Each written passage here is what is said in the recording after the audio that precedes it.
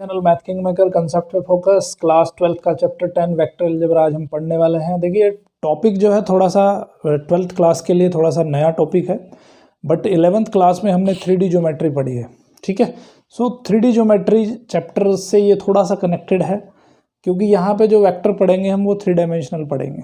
अभी तक हमने एक्स और वाई कोऑर्डिनेट पढ़े हैं, लेकिन एक कोऑर्डिनेट जेड कोऑर्डिनेट भी होता है। तो 11th का जो 3D ज्योमेट्री चैप्टर मैंने कवर किया है, उस 3D ज्योमेट्री चैप्टर में थोड़ा सा इसका आउटलाइन आपको मिल जाएगा। वहाँ अगर वो समझ में नहीं आया आपको तो ये चैप्टर समझने में थोड़ी सी दिक्कत आ सकती है। ठीक है, तो पहले आप उस लेक्चर को जाके देखिए तो आपको ये लेक्चर समझने में आसानी होगी। तो क्या पढ़ने वाले हैं इसमें हम आज? पोजीशन वेक्टर पढ़ेंगे, डायरेक्शन कोसाइंस पढ़ेंगे, टाइप ऑफ वेक्टर्स। तो वेक्टर एक बिल्कुल नया टॉपिक है जो आज हम यहाँ पे कवर करेंगे। एडिशन ऑफ वेक्टर, कैसे एडिशन करते हैं वेक्टर्स का, properties of vector addition, vector addition की प्रॉपर्टी क्या है, मल्टीप्लिकेशन कैसे करते हैं किसी वेक्टर में किसी स्केलर का, कंपोनेंट्स क्या होते हैं वेक्टर के, और वेक्टर जॉइनिंग 2 पॉइंट्स, 2 पॉइंट से मिलने वाला वेक्टर कैसे बनता है, सेक्शन फॉर्मूला पढ़ेंगे, और 2 वेक्टर का प्रोडक्ट हम पढ़ेंगे। 2 वेक्टर का प्रोडक्ट 2 तरह से होता है, एक स्केलर प्रोडक्ट होता है, वेक्टर प्रोडक्ट। तो सबसे पहले हम समझते हैं कि वेक्टर क्या होता है। ठीक है, वेक्टर देखो 2 तरह की हमारी क्वांटिटी होती हैं। एक क्वांटिटी होती है स्केलर क्वांटिटी, एक क्वांटिटी होती है वेक्टर क्वांटिटी। सो वेक्टर का मतलब क्या है? वेक्टर मीन्स, वेक्टर का मीनिंग जो होता है, वेक्टर का मतलब है कि जब किसी क्वांटिटी को शो करने के लिए हमें डायरेक्शन की जरूरत पड़ती है। ठीक है, देखो एक लिखते हो आप 5 kg, ठीक है, एक लिखते हो 5 न्यूटन, लेकिन आपको 5 kg में ये नहीं बताना पड़ता कि किस डायरेक्शन में इसका वेट इतना है 5 kg। लेकिन अगर फोर्स को आप शो कर रहे हो तो 5 न्यूटन अगर आप लिख रहे हो, so you have to show the direction also, कि 5 न्यूटन का फोर्स इस डायरेक्शन में है या इस डायरेक्शन में है या इस डायरेक्शन में है या इस डायरेक्शन में है, इस डायरेक्शन में, किसी भी डायरेक्शन में हो सकता है, बट यहाँ पे डायरेक्शन की ज़रूरत जरूर पड़ती है। सो ऐसी क्वांटिटीज़ को हम क्या कहते हैं? वेक्टर क्वांटिटीज़ कहते हैं। ठीक है, ओके।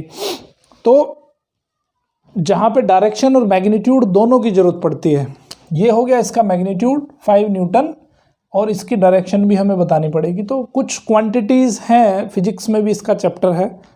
ठीक है, फिजिक्स में भी चैप्टर है, वेक्टर के ऊपर पूरा चैप्टर बेस्ड है।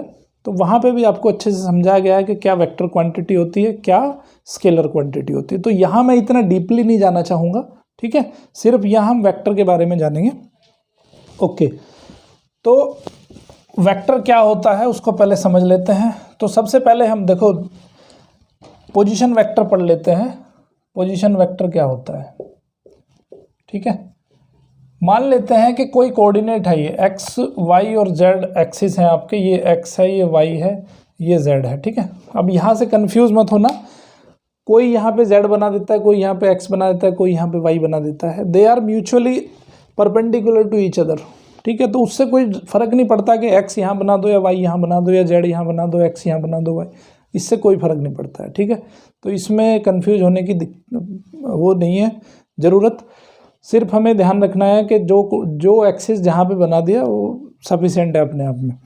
तो मान लेते हैं कि ये कोई पॉइंट है, ए पॉइंट यहाँ पे है, इसको मान लेते हैं कि 2 3 4, 3 डायमेंशनल ज्योमेट्री में हम इसको लिखते हैं 2 3 4। तो ये कोई पॉइंट है यहाँ पे।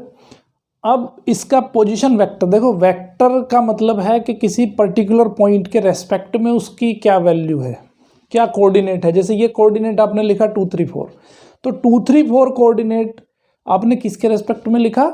ओरिजिन के रेस्पेक्ट में लिखा। ठीक है, एक रेस्पेक्ट, क्योंकि देखो एक हमें कोई भी रेफरेंस पॉइंट लेना बहुत ज़रूरी होता है। तो रेफरेंस पॉइंट हमारा इस कंडीशन में क्या है? यहाँ पे ओरिजिन हमारा रेफरेंस पॉइंट है।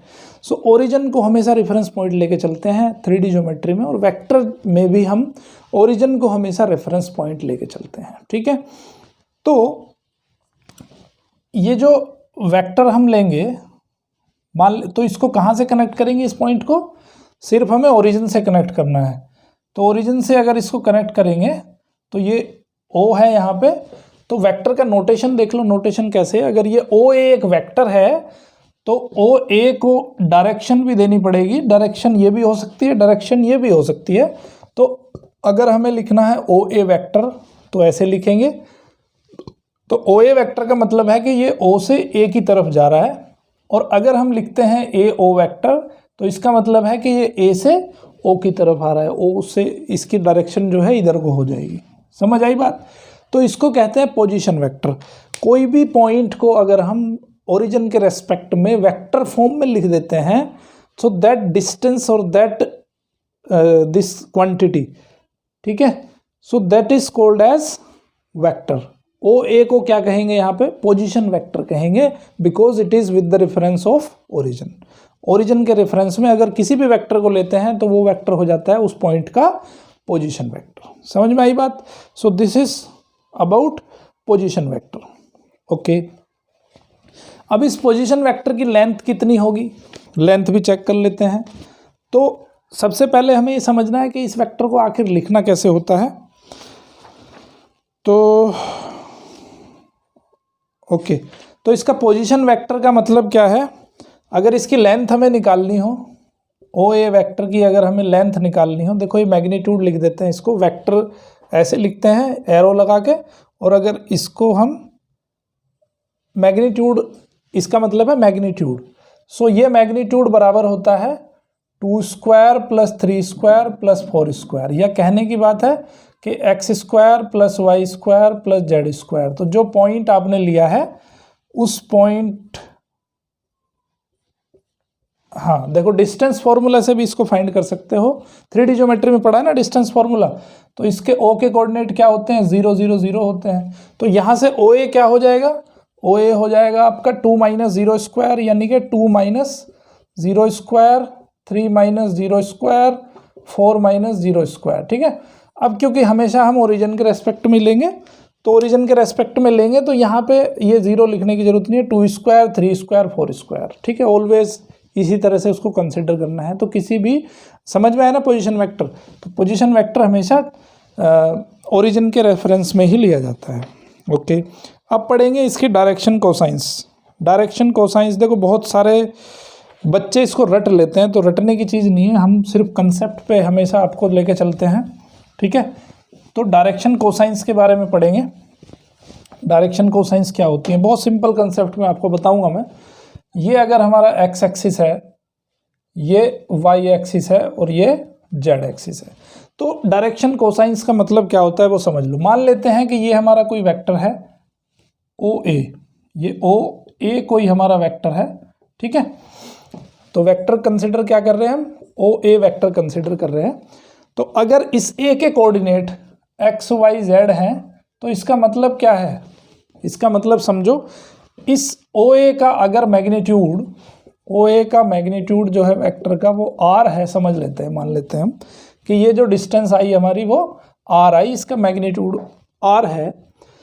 तो अब इस ए पॉइंट के जो कोऑर्डिनेट हैं एक्स वाई जेड, वो कैसे आएगी? एक्स एक्सिस पे एक्स डिस्टेंस होगी अगर परपेंडिकुलर डाले, वाई एक्सिस पे ये वाई डिस्टेंस होगी, है ना, और जेड एक्सिस पे ये जेड डिस्टेंस होगी। तो इस तरह से इसके कोऑर्डिनेट डिसाइड होते हैं। ठीक है, तो अभी जस्ट हम एक्स एक्सिस के बारे में बात करेंगे, तो वाई और जेड आपको ऑटोमेटिकली समझ में आ जाएंगे। देखो अब सिर्फ इस छोटे से ट्रायंगल के बारे में बात करते हैं, O A B. O A B triangle कैसा बन गया, इसको मैं थोड़ा यहाँ अलग से निकाल लेता हूँ। ये ओ है, ये ए है और ये बी है। ठीक है, ये डिस्टेंस कितनी है? आर है, ये डिस्टेंस है एक्स, तो ये एंगल हम मान लेते हैं अल्फा। ठीक है, मान लेते हैं कि एक्स एक्सिस से एंगल अल्फा बनता है, वाई एक्सिस से एंगल बीटा बनता है और जेड एक्सिस से एंगल गामा बनता है। किसका एंगल बनता है ये बनता है वेक्टर का एंगल। ये जो वेक्टर आपने बनाया है ओ ए, मान लेते हैं कि ये वेक्टर एक्स एक्सिस से अल्फा एंगल बनाता है, वाई एक्सिस से बीटा एंगल बनाता है और जेड एक्सिस से गामा एंगल बनाता है। तो ये जो एंगल है ये अल्फा है और ये जो एंगल है ये बीटा है। ठीक है, और ये जो एंगल है ये गामा है, ऐसा हम मान लेते हैं। तो अभी देखो ट्रिग्नोमेट्री हमने पढ़ी है। ट्रिग्नोमेट्री क्या बताती है कि cos alpha is equal to base upon hypotenuse, तो एक्स अपॉन आर। तो यहाँ पे जो कोस अल्फा है, इसी तरह से कोस बीटा भी आपका वाई अपॉन आर आ जाएगा और कोस गामा भी जेड अपॉन आर आ जाएगा। ठीक है, so what is that? Cos alpha cos beta cos gamma, cos alpha cos beta cos gamma are direction cosines of this vector, ठीक है। So these are direction cosines of O A vector, O A vector की ये direction cosines हैं आपकी, ठीक है। कई बार इनको हम क्या लिख देते हैं, हम इनको एल लिख देते हैं, एम लिख देते हैं और एन भी लिख देते हैं, ठीक है। अब यहाँ पे एक चीज़ आती है, देखो एक बढ़िया सा एक कॉम्बिनेशन आएगा। कैसे कॉम्बिनेशन आएगा, अगर हम इसको l square plus m square plus n square रख दें तो क्या आएगा आंसर, देख लेते हैं। इसको देखो, ये एल की वैल्यू रख देंगे हम X square upon are square, Y square upon are square, Z square upon are square, 1 upon are square यहाँ पे कॉमन आ गया, तो क्या बचेगा X square plus Y square plus Z square. ये X square plus Y square plus Z square क्या है, अभी अभी जस्ट हमने पढ़ा था पीछे कि r is equal to x square plus Y square plus Z square का अंडर रूट। तो आर स्क्वायर क्या हो जाएगा, x square plus Y square plus Z square. तो मैं इसको क्या लिख सकता हूँ, आर स्क्वायर लिख सकता हूँ। तो 1 upon are square into r square cancel हो गया, आंसर कितना आया 1 आया। तो बहुत ही इंपॉर्टेंट यहाँ पे हमारे पास एक रिलेशन आ गया कि l square plus m square plus n square is equal to 1, ठीक है। कई बार एग्जाम में पूछा जाता है, इसके बहुत सारे यूज हैं, ओके। तो डायरेक्शन कोसाइन समझ में आया, ओके वेरी गुड। अब पढ़ते हैं हम टाइप्स ऑफ वेक्टर। वेक्टर कितने तरह के होते हैं, देखो ये सब चीज़ें फिजिक्स में भी आप पढ़ चुके हो कि वेक्टर के टाइप क्या होते हैं।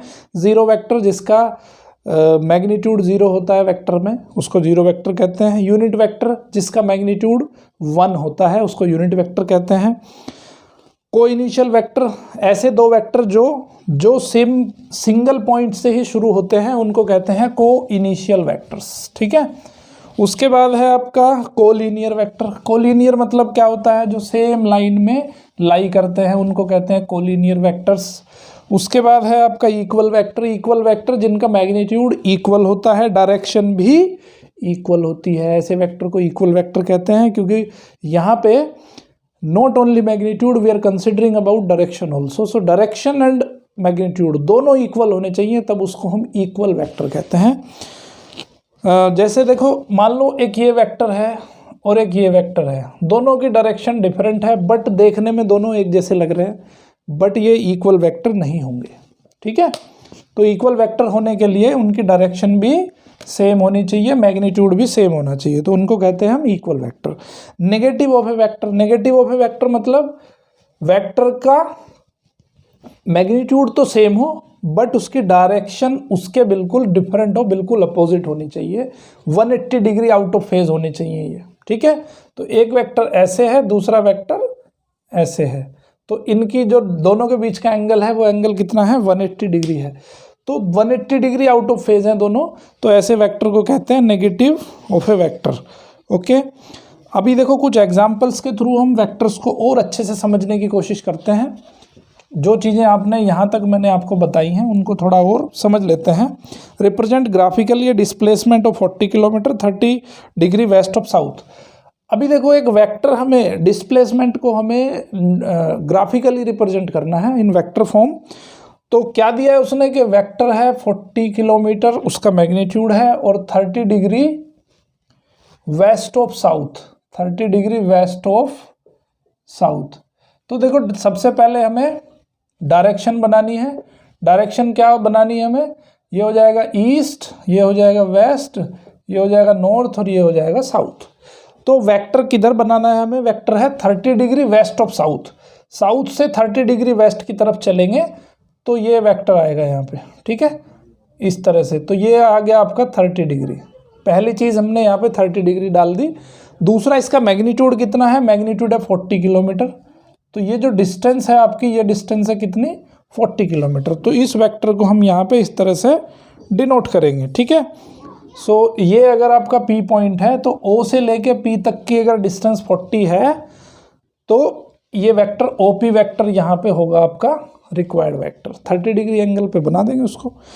एग्जाम्पल नंबर 2 कह रहा है classify the following measures as scalar and vectors. देखो 5 सेकंड कैसा है, वेक्टर है कि स्केलर है? स्केलर है, क्योंकि 5 सेकंड को बताने के लिए हमें डायरेक्शन की ज़रूरत नहीं पड़ती है।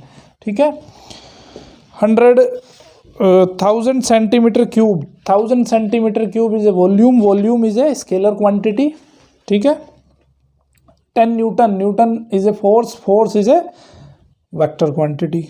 देखो यहाँ पे वेक्टर और स्केलर हम बताने का मतलब हमारा नहीं है, ये चीज़ें आप फिजिक्स में पढ़ोगे बहुत अच्छे से, कैसे हम वेक्टर और स्केलर को डिसाइड करते हैं कि ये क्वांटिटी वेक्टर है कि ये क्वांटिटी स्केलर है। This is not our topic to cover in this chapter, ये फिजिक्स में कवर करना है। तो यहाँ पे आपको यही बताना है, कंसेप्ट समझ लो, बहुत आसान सा है। अगर कहीं पे डायरेक्शन बताने की ज़रूरत पड़ रही है हमें किसी क्वांटिटी को बताने के लिए, तो वो क्वांटिटी वेक्टर क्वांटिटी होगी। अगर डायरेक्शन नहीं बताने की ज़रूरत पड़ रही है तो उस क्वांटिटी को हम स्केलर क्वांटिटी कहेंगे।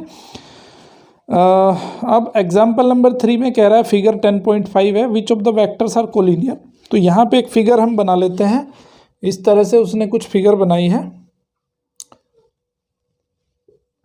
ये फिगर है, ओके।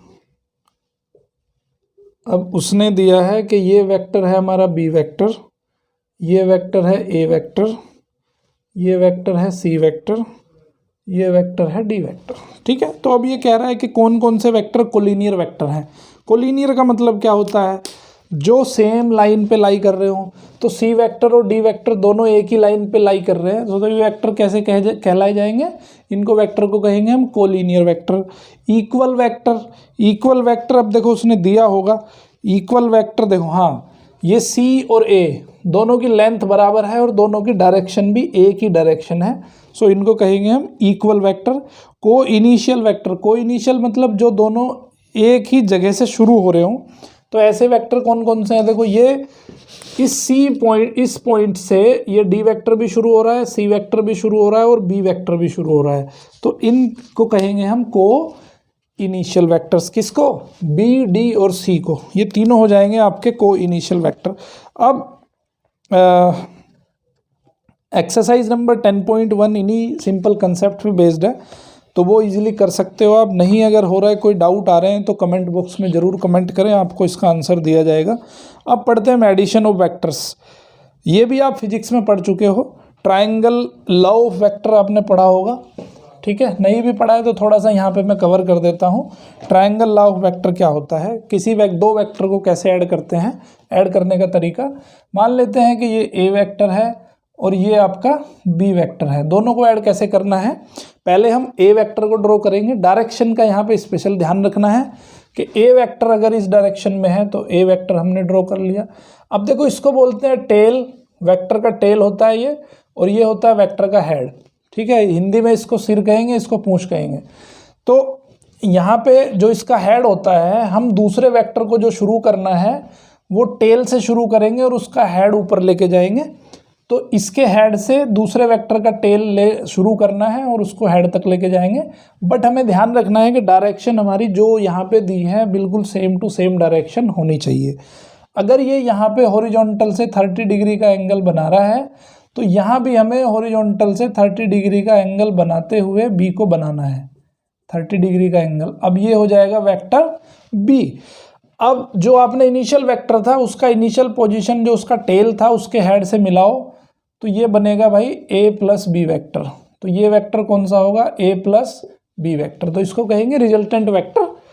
तो अगर ये ए है, ये बी है, ये सी है, तो यहाँ पे क्या होगा कि ए सी वेक्टर किसके बराबर आ जाएगा, A B vector plus B C vector. समझ गए बात। तो इस तरह से हम दो वेक्टर को ऐड करते हैं। 3 वेक्टर होंगे तो 3 को भी ऐसे ही ऐड करेंगे। तीसरा वेक्टर यहाँ से शुरू करेंगे, इसके टेल से शुरू करेंगे, इसके हेड से शुरू करेंगे, तीसरे वेक्टर की टेल यहाँ पे लेके आएंगे और उसको भी ऐसे ड्रॉ कर देंगे। जितने एंगल पे जैसे बना होगा वो उसी एंगल पे उसको ड्रॉ करेंगे और फर्स्ट पॉइंट से लेके लास्ट पॉइंट को मिला देंगे। तो that will be the final resultant of your vectors, ठीक है। अब इसके देखिए प्रैक्टिकल में आपको एग्जांपल दिखा देता हूँ कि प्रैक्टिकली इसका मतलब क्या होता है। मान लेते हैं कि ए कोई पर्सन है जो यहाँ से शुरू करता है अपनी जर्नी, ओ पॉइंट से ए पॉइंट तक जाता है, ए से फिर बी पॉइंट तक जाता है, बी से फिर सी पॉइंट तक जाता है, सी से फिर डी पॉइंट तक जाता है, और डी से फिर ओ पॉइंट पे वापस आ जाता है। ठीक है, तो अब इसका जो वेक्टर एडिशन करोगे तो वेक्टर एडिशन की वैल्यू क्या आएगी, कोई बता सकता है? कमेंट बॉक्स में जाके जरूर कमेंट करो कि इसका जो वेक्टर एडिशन होगा वो कितना होगा। ठीक है, ये मैं आपके लिए होमवर्क के लिए छोड़ रहा हूँ, और कमेंट बॉक्स में मुझे ज़रूर बताएं कि इसका जो वेक्टर सम आएगा वो कितना आएगा। जर्नी कहाँ से शुरू करी, ओ से ए तक गया, ए से बी तक गया, बी से सी गया, सी से डी गया, और डी से फिर अगेन जीरो पे ओ पे आ गया, तो इसका वेक्टर एडिशन क्या होगा, कितना होगा, वो मुझे आपको कमेंट बॉक्स में बताना है। ठीक है, ये आपके लिए होमवर्क छोड़ता हूँ। अब ओके, वेक्टर अगर नेगेटिव है, देखो इसको हम लॉ ऑफ पैरेललोग्राम भी कहते हैं, ट्रायंगल लॉ मैंने आपको समझा दिया। अब एक लॉ ऑफ पैरेललोग्राम भी होता है। लॉ ऑफ पैरेललोग्राम क्या होता है, मान लेते हैं कि ये ए वेक्टर है हमारे पास, ठीक है, और ये हमारे पास बी वेक्टर है। ठीक है, तो अब इनका हमें एडिशन फाइंड करना है। तो एडिशन फाइंड करने का तरीका क्या है, एक देखो हम यहाँ पे एक पैरेललोग्राम बना लेते हैं। पैरेललोग्राम कैसा कि ये भी बी के बराबर होगा और ये भी ए के बराबर होगा। ठीक है, तो इसका जो डायगोनल होता है that diagonal will be your A plus B. तो डायगोनल आर से मान लो अगर इसको रिप्रेजेंट कर रहे हैं हम, तो ये हो जाएगा ए प्लस बी। ठीक है, तो इसको कहते हैं लॉ ऑफ पैरेललोग्राम। एक पैरेललोग्राम हमने यहाँ पे बना दिया है। ओके, तो इस तरह से भी इसको फाइंड कर सकते हैं। अभी एक पॉजिटिव वेक्टर है और एक नेगेटिव वेक्टर है, दोनों को कैसे ऐड करते हैं वो भी मैं आपको दिखा देता हूँ। मान लेते हैं हमने अभी ए प्लस बी फाइंड किया, मान लेते हैं ए प्लस माइनस बी। देखो एक वेक्टर ए वेक्टर लिया हमने, ये वेक्टर ए वेक्टर है। एक वेक्टर मान लेते हैं हमने बी लिया, ये ले लिया।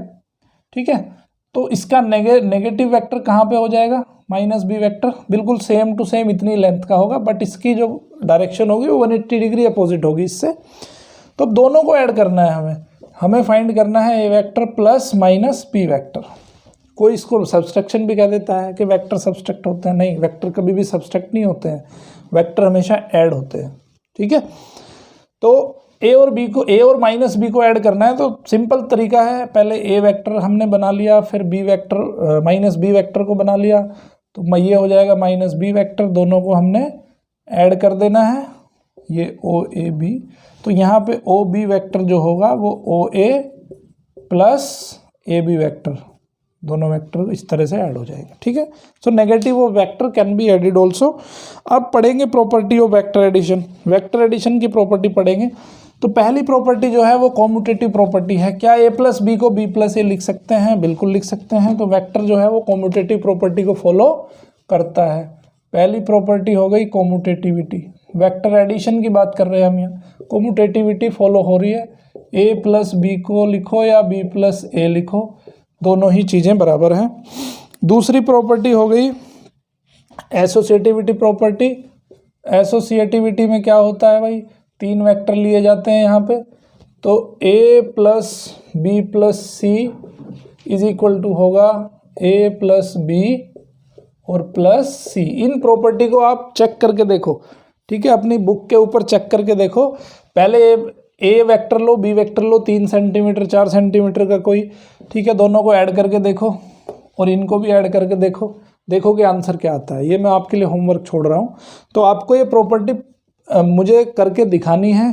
ठीक है, यहाँ पे 3 वेक्टर लेने हैं, अपनी पसंद के कोई भी 3 वेक्टर ले लो। पहले उनको इस तरह ऐड करके देखो, फिर उनको इस तरह ऐड करके देखो क्या दोनों की आंसर जो है वो सेम आते हैं। ठीक है, मुझे कमेंट बॉक्स में ज़रूर बताओ कि क्या ये कॉम्यूटेटिव और एसोसिएटिविटी प्रॉपर्टी आपने चेक करके देख ली। उसके बाद पढ़ेंगे multiplication of vector by scalar. किसी भी वेक्टर को अगर हम किसी स्केलर से मल्टीप्लाई करते हैं तो सिंपली मल्टीप्लिकेशन कर सकते हैं। जैसे 5 न्यूटन फोर्स है, तो 5 न्यूटन फोर्स को आपको मान लेते हैं 2 से मल्टीप्लाई करना है, तो सिंपली इसको 10 न्यूटन फोर्स हो जाएगा, ये है ना। तो सिंपली उसका इस तरह से मल्टीप्लाई किया जा सकता है with a scalar. 2 is a scalar number, so add multiply करने का तरीका ये है। ठीक है, ओके। अब किसी वेक्टर का नेगेटिव वेक्टर है उसको हम इन्वर्स भी कहते हैं। क्यों कहते हैं इन्वर्स? कि अगर हम ए वेक्टर को माइनस ए वेक्टर के साथ ऐड कर दें तो आंसर क्या आएगा? भाई मान लेते हैं ये ए वेक्टर है, ठीक है, माइनस ए वेक्टर क्या होगा? ये वाला वेक्टर माइनस ए हो जाएगा। दोनों को ऐड करेंगे तो क्या आएगा? पहले ये वेक्टर फिर ये वेक्टर। तो यहाँ जहाँ से शुरू किए थे वहीं पे वापस आ गए। तो मैग्नीट्यूड कितना होगा? मैग्नीट्यूड 0 हो जाएगा। तो इसका मतलब ए वेक्टर प्लस माइनस ए वेक्टर कितना आ जाएगा? 0 वेक्टर। ये भी वेक्टर है, 0 वेक्टर आ जाएगा, ठीक है। तो इसका मतलब क्या है कि ये इसको इसका क्या है, क्या कहेंगे? एडिटिव इन्वर्स कहेंगे। तो नेगेटिव वेक्टर हमेशा एडिटिव इन्वर्स होता है वेक्टर का, ठीक है, ये चीज़ ध्यान रखनी है। अब पढ़ेंगे हम कंपोनेंट्स ऑफ वेक्टर। कंपोनेंट का मतलब क्या होता है? देखो ये जो कोऑर्डिनेट पढ़े थे ना हमने, मैंने सबसे स्टार्टिंग में आपको बताया था कि सिंपल भाषा में समझाऊंगा आपको बिल्कुल, ठीक है। ये ए लिया हमने 2 3 4। तो यहाँ पे कंपोनेंट का मतलब क्या होता है? कंपोनेंट का मतलब है कि ये जो वेक्टर आपने बनाया है ओ ए, एक्स डायरेक्शन में कंट्रीब्यूशन कितना है इसका, यानी कि एक्स डायरेक्शन का मैग्नीट्यूड कितना है। मैग्नीट्यूड कितना है उसका? 2 है एक्स डायरेक्शन में, 3 है वाई डायरेक्शन में और 4 है जेड डायरेक्शन में, ठीक है। तो that is called as component, ठीक है। तो इसका अगर एक्स कंपोनेंट पूछेंगे तो 2 है, वाई कंपोनेंट पूछेंगे तो 3 है और जेड कंपोनेंट पूछेंगे तो 4 है। बहुत सिंपल भाषा में मैं आपको समझा रहा हूँ यहाँ पर, ठीक है, ओके। अब देखो यूनिट वेक्टर, एक चीज़ आपको याद रखनी है कि एक्स डायरेक्शन में जो यूनिट वेक्टर होता है वो आई कैप होता है, वाई डायरेक्शन में यूनिट वेक्टर जे कैप होता है, जेड डायरेक्शन में यूनिट वेक्टर के कैप होता है। तो कोई भी वेक्टर जो होता है वो अपने कंपोनेंट से मिलके बना होता है। तो अगर यहाँ पे आपको वेक्टर लिखना है ओ ए, तो ओ ए वेक्टर को लिखने का तरीका क्या है? जो उसका एक्स कंपोनेंट होगा कितना है 2, उसको एक्स यूनिट वेक्टर से मल्टीप्लाई करो, प्लस वाई कंपोनेंट को जे से मल्टीप्लाई करोगे तो 3j हो जाएगा, प्लस 4k हो जाएगा, ठीक है। इसका मतलब है कि जनरल वे में अगर हम इसको लिखें तो जनरल वे में अगर ये एक्स वाई जेड हमने कोई पॉइंट ले लिया तो इसका जो वेक्टर नोटेशन होगा वो लिखेंगे हम एक्स आई प्लस वाई जे प्लस जेड के। तो ये होता है इसका स्टैंडर्ड फॉर्मेशन, ठीक है, standard form of A vector in component form. Component form में हम इसको इस तरह से लिख सकते हैं, ओके। अभी यहाँ पे एक चीज़ और देखो, अभी पीछे हम पढ़ के आए हैं, क्या पढ़ के आए हैं कि r इज इक्वल टू, यानी कि इसका मैग्नीट्यूड किसके बराबर होता है? X square plus Y square plus Z square का अंडर रूट। ये चीज़ हम पीछे पढ़ चुके हैं, ओके। हाँ, तो अगर दो वेक्टर को हमें सम करना है तो कैसे करेंगे? सिंपल है, देखो आई कैप में आई कैप का मैग्नीट्यूड का मल्टीप्लाई होगा, वाई कैप में वाई कैप का मल्टीप्लाई एडिशन होगा। मान लेते हैं कि एक वेक्टर हमारा ए वेक्टर है,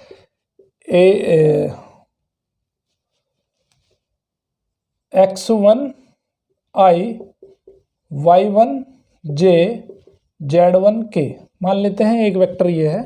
एक बी वेक्टर है हमारे पास x2i y2j प्लस z2k, ठीक है। तो अब हम a प्लस बी करना है हमें, तो कैसे करेंगे? आई कैप के साथ आई कैप का ही सिंपल, ये तो अलजेब्रा है, ठीक है। तो यहाँ पे x1 प्लस x2 आई कैप हो जाएगा, y1 plus y2 j cap हो जाएगा, plus z1 plus z2 k cap हो जाएगा, ठीक है। बहुत सिंपल कंसेप्ट है, सिंपल अलजेब्रा है इसके पीछे। डिफरेंस भी सेम इसी तरह करना है हमें। और अगर a और b दो इक्वल वेक्टर हैं, देखो ये वेक्टर दोनों इक्वल वेक्टर कब हो सकते हैं? दोनों वेक्टर इक्वल होने की सिर्फ एक ही कंडीशन है। वो कंडीशन क्या है कि जब x1 is equal to x2 आ जाए, y1 is equal to y2 आ जाए और z1 is equal to z2 आ जाए, तब हम कह सकते हैं कि a vector is equal to b vector है। अगर उनके सबके कंपोनेंट्स इक्वल होना जरूरी है बहुत, तभी वो वेक्टर इक्वल हो सकते हैं, अदरवाइज नहीं हो सकते।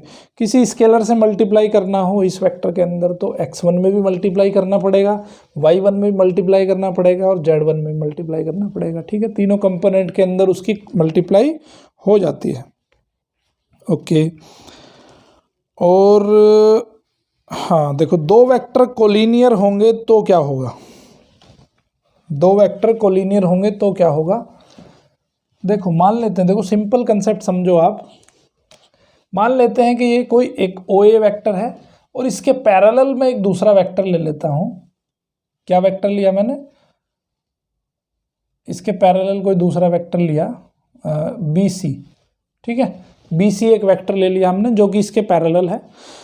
तो पैरेलल वेक्टर में देखो एक खास बात होती है, क्या खास बात होती है कि जो ये वाला वेक्टर जितना एंगल x एक्सिस से बनाएगा, ये वाला वेक्टर भी उतना ही एंगल x एक्सिस से बनाएगा, y एक्सिस से एंगल सेम होगा, z एक्सिस से भी एंगल सेम होगा।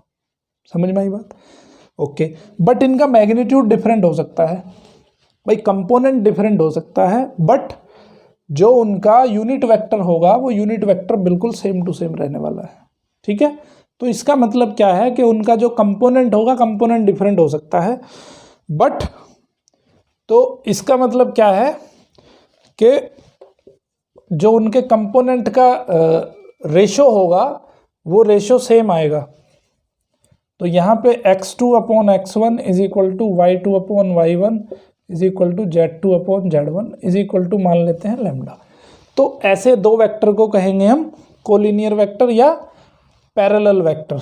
ठीक है, तो ये कैसे वेक्टर हो जाएंगे, कोलिनियर हो जाएंगे या पैरेलल हो जाएंगे। कोलिनियर की भी यही कंडीशन होगी। कोलिनियर में क्या होगा, देखो मैग्नीट्यूड डिफरेंट हो सकता है, बट कोलिनियर में भी डायरेक्शन सेम हो जाएगी, डायरेक्शन सेम हो जाएगी। तो उनके जो कंपोनेंट के अगर हम रेशो निकालें तो वो रेशो एक जो है कांस्टेंट रेशो में आ जाएगा। ठीक है, तो कोलिनियर होने की या दो वेक्टर के पैरेलल होने की कंडीशन ये है।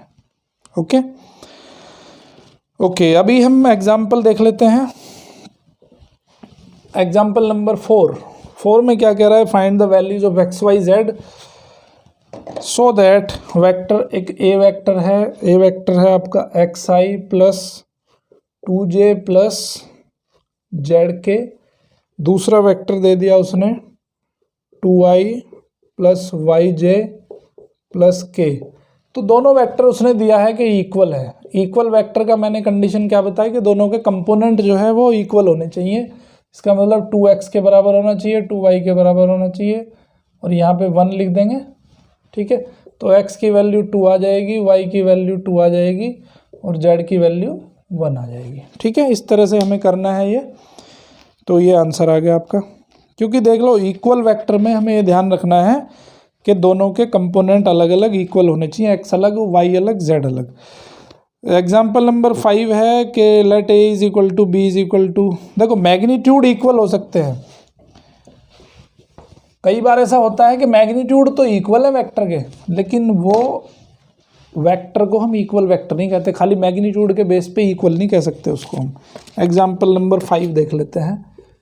इसका एक एग्जाम्पल है, ए वेक्टर जो है वो i प्लस 2j है, बी वेक्टर है 2i प्लस j। तो ये कहता है कि is A vector magnitude is equal to B vector magnitude. तो देख लो, फाइंड कर लेते हैं। ए वेक्टर मैग्नीट्यूड कितना, 1 square plus 2 square under root, आ गया आपका 5 under root. B vector magnitude कितना आ गया, 4 plus 1 that is 5।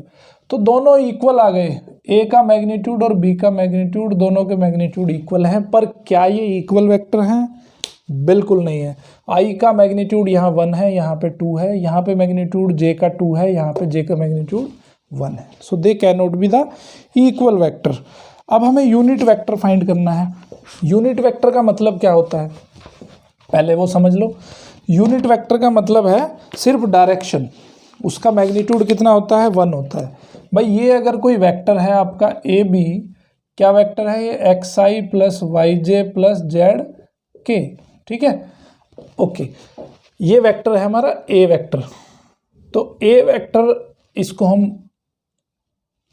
A B vector क्या है हमारा, xi plus yj plus zk। अब इसका यूनिट वेक्टर हमें बताना है। यूनिट वेक्टर का मतलब है केवल उसकी डायरेक्शन हमें देनी है।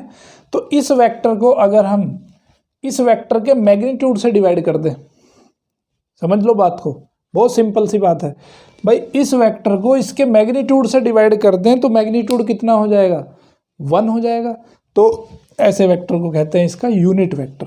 तो यूनिट वेक्टर को हमेशा कैप से दिखाते हैं। A B cap is equal to हो जाएगा, इस वेक्टर को अगर हम इसके मैग्नीट्यूड से डिवाइड कर दें तो ये वेक्टर बन जाएगा यूनिट वेक्टर। समझ में आई बात?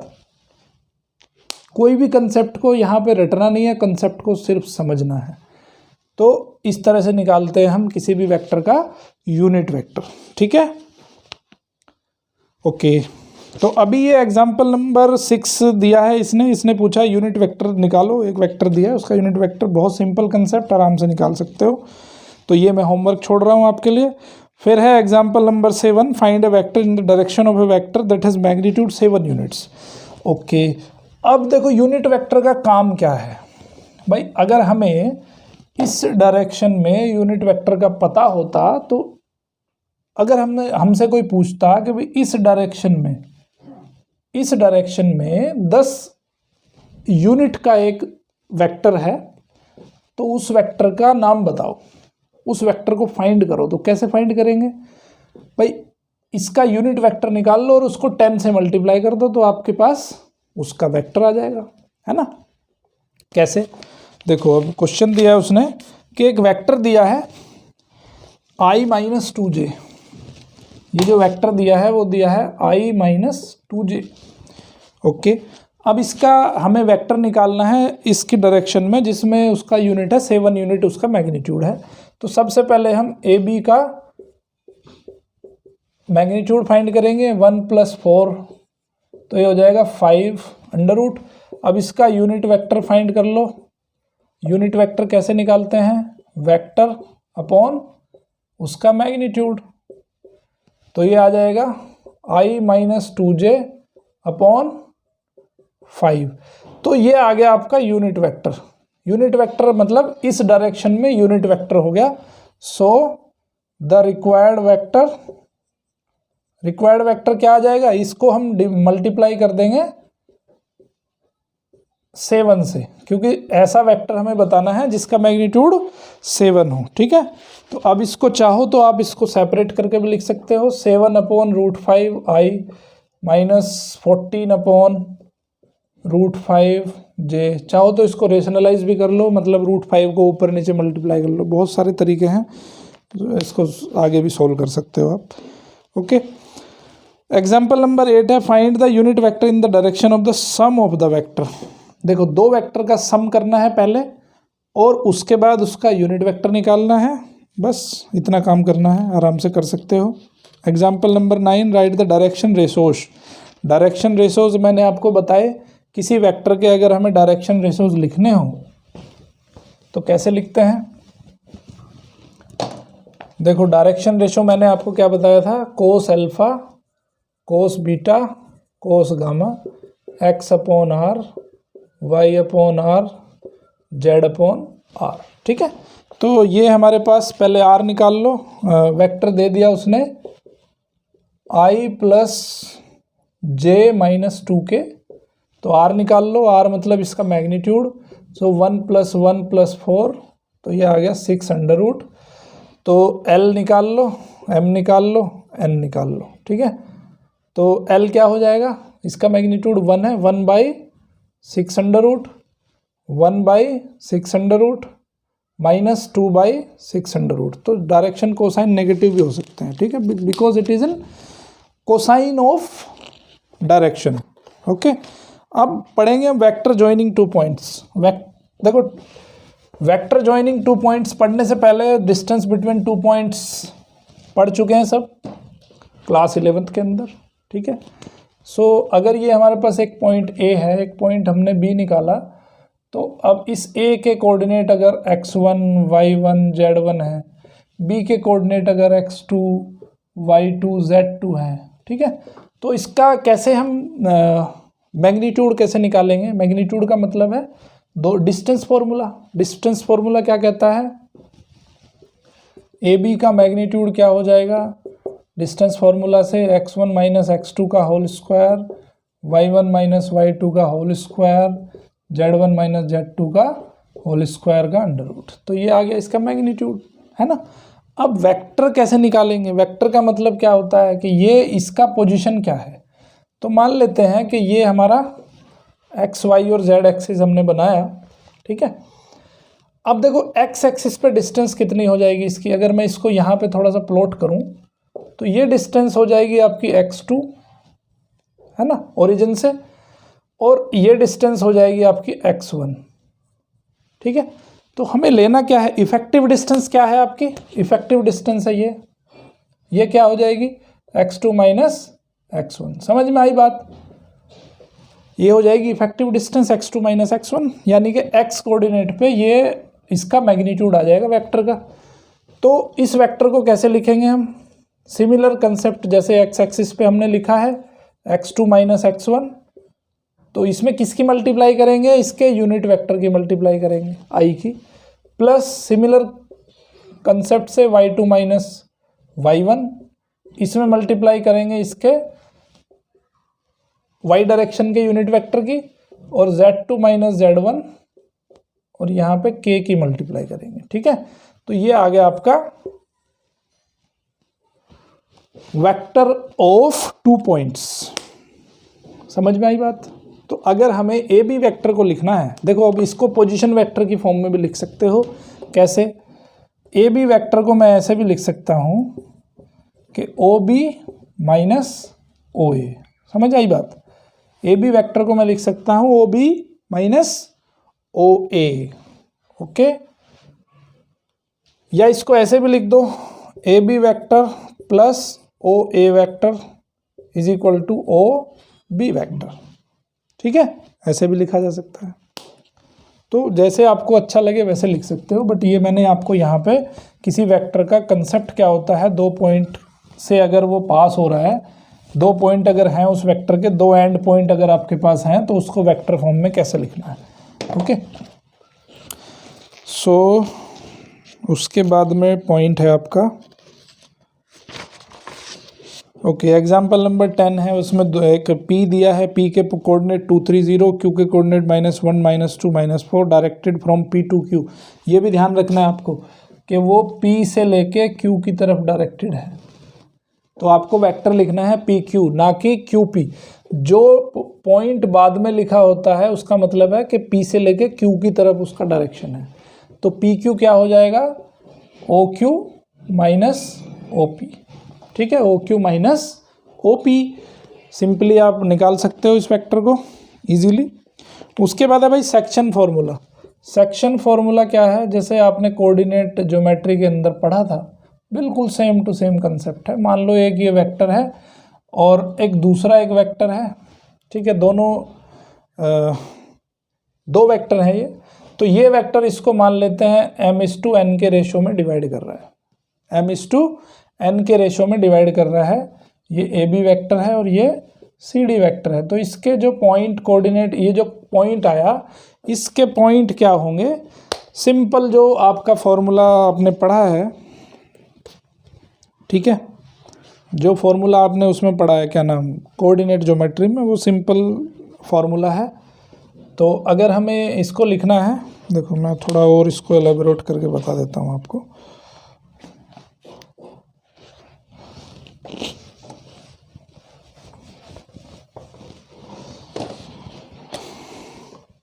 मान लेते हैं कि ये हमारे पास एक PQ वेक्टर है, ये PQ वेक्टर हमने ले लिया, ठीक है। तो ये PQ वेक्टर किसके रेस्पेक्ट में होगा भाई, इसका रेफरेंस पॉइंट तो ओरिजिन ही रहेगा, है ना, ओरिजिन मान लेते हैं यहाँ पे है। तो अब इसको कोई वेक्टर है R वेक्टर, ये वेक्टर कौन सा है, R वेक्टर है, इस पॉइंट पे m/n के रेशो में इसको डिवाइड कर रहा है। तो OR वेक्टर को कैसे लिखोगे, ये O है ओरिजिन, तो OR वेक्टर को लिखने का तरीका है m/n के रेशो में अगर ये डिवाइड कर रहा है, ठीक है, ये R पॉइंट है मान लेते हैं, ओके। तो OR को लिखने का तरीका क्या है, अगर ये इसको m/n के रेशो में डिवाइड करता है तो OR को लिखने का तरीका है, मान लेते हैं कि ये आपका O से Q तक जो पोजीशन वेक्टर है ये B वेक्टर है, और O से P तक जो पोजीशन वेक्टर है वो मान लेते हैं A पोजीशन वेक्टर है, ठीक है। ओरिजिनल वेक्टर कौन सा है आपका, पी क्यू वेक्टर है। इस पी क्यू वेक्टर को ये ओ आर वेक्टर m/n के रेशो में डिवाइड कर रहा है, ठीक है। तो अब इसका जो ओ आर की वैल्यू जो लिखोगे आप, ओ आर की वैल्यू क्या होगी वो समझ लो। तो ये हो जाएगा आपका B M plus N A upon M plus N, ठीक है। वहाँ क्या पढ़ा था आपने कि x हो जाता था m x2 plus n x1 upon m1 plus m2। तो यही सेम कंसेप्ट है यहाँ पे। ओ सॉरी, उल्टा लिख दिया मैंने, एम बी, हाँ ठीक है। तो यहाँ पे हो जाएगा M B plus N A upon M plus N, ठीक है। सेक्शन फॉर्मूला बहुत सिंपल है, आराम से कर सकते हो। अगर ये इसको देखो हाफ हाफ डिवाइड करता है तो उस कंडीशन में क्या होगा, m और n की वैल्यू सेम हो जाएगी। तो यहाँ पे B M plus N M upon M plus M, तो वो हाफ डिवाइड हो जाएगा। तो अगर ये हाफ में करता है तो उस टाइम क्या हो जाएगा, a plus B by two, ठीक है, if m is equal to n। अगर ये बराबर बराबर पार्टीशन होता है इसका, हाफ में अगर बाइसेक्ट करते हैं इसको तो उसका वैल्यू ऐसे लिख दोगे, ठीक है। इसी पे बेस्ड है example number 11। Consider 2 points P and Q with position vector दिया है, इसका इतना फाइंड द पोजीशन वेक्टर पे पॉइंट आर विच। अब देखो ये दो तरह से डिवाइड कर सकता है इसको। ये तो किया इसने इंटरनल डिवीजन, ठीक है, ये इंटरनल डिवीजन है, बीच में से कहीं इसको डिवाइड कर रहा है। एक एक्सटर्नल डिवीजन भी हो सकता है। एक्सटर्नल डिवीजन किसको कहते हैं, मान लेते हैं कि ये आपका पी क्यू वेक्टर है, ये p है और ये q है, ठीक है। अब इसको x, यहाँ पे एक वेक्टर है हमारे पास, ये o है, o से रेफरेंस लिया हमने, ये a वेक्टर हो गया, ये b वेक्टर हो गया। अब ये इसको इंटरनली नहीं, इसको एक्सटर्नली कहीं डिवाइड कर रहा है, ठीक है। ये हो गया यहाँ पे r। अब ये इसको एक्सटर्नली डिवाइड कर रहा है। एक्सटर्नली मतलब ये m/n के रेशो में इसको डिवाइड कर रहा है, ठीक है। एक्सटर्नली बाहर जाके कहीं इसको कट कर रहा है, तो उसमें क्या आ जाएगा, बस यहाँ माइनस फॉर्मूला आ जाएगा, ठीक है। माइनस का माइनस यहाँ पे आ जाएगा, बस एक्सटर्नल डिवीजन में माइनस आ जाएगा, ओके। तो ये हुई कहानी। अब इसमें एग्जाम्पल नंबर 11 में यही कह रहा है कि इंटरनल डिवीजन है, एक्सटर्नल डिवीजन है, दोनों केस में उसका पोजीशन वेक्टर बताना है। तो आराम से कर सकते हो। अब एग्जाम्पल नंबर 12 देखो, so that the points are the vertices of a right angle triangle. देखो राइट एंगल ट्राइंगल के वर्टिसेस दिए हैं उसने, हमें ये शो करना है। तो राइट एंगल ट्राइंगल के अंदर क्या खूबी होती है, राइट एंगल ट्राइंगल में वो क्या है, पाइथागोरस थ्योरम को फॉलो करता है ना। तो एक वेक्टर दिया है उसने 2i माइनस जे प्लस के, और ये वेक्टर दिया है i minus 3j minus 5k, और ये वेक्टर दिया है उसने 3i minus 4j minus 4k, ठीक है। तो इसका क्या तरीका है, तरीका इसका ये है कि आप जो है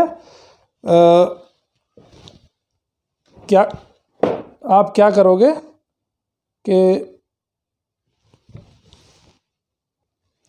आप यहाँ पे क्या करो, इनके मैग्नीट्यूड निकाल लो, है ना। तो इसका मैग्नीट्यूड क्या आ जाएगा, 4 + 1 + 1 का अंडर रूट, इसका मैग्नीट्यूड 1 + 9 + 25 का अंडर रूट, इसका मैग्नीट्यूड 9 + 16 + 16 का अंडर रूट, ठीक है। अब इसमें क्या होता है कि इसका सम करके देखो कितना होगा, 16 16 32, 32 + 9 41 अंडर रूट, ठीक है। इसका सम करो कितना आया, 25 + 9 34, 34 + 1 35 अंडर रूट, इसका सम किया ये कितना आया 6 अंडर रूट, ठीक है। तो इसमें पाइथागोरस थ्योरम में क्या होता है कि AC² = AB² + BC²। तो अगर ऐसा है तो ये राइट एंगल ट्राइंगल है, अदरवाइज नहीं होगा। तो ऐसा है क्या, ठीक है, करके देखते हैं। AC² कितना है 41, और AB² + BC² कितना है 35 + 6 दैट इज़ 41। तो दोनों बराबर हैं, दोनों बराबर हैं, इसका मतलब है कि ये राइट एंगल ट्राइंगल ही है, ठीक है, तो इस तरह से प्रूव कर सकते हो। उसके बेस पे फिर आपको करनी है एक्सरसाइज नंबर 10.2। 10.2 बहुत सिंपल एक्सरसाइज है, इन्हीं सिंपल कंसेप्ट पे आधारित है। कोई भी अगर आपको डाउट आते हैं तो कमेंट बॉक्स में जाके ज़रूर कमेंट करिए, अपने डाउट पूछिए, आपको आपके डाउट्स का आंसर दिया जाएगा। ठीक है,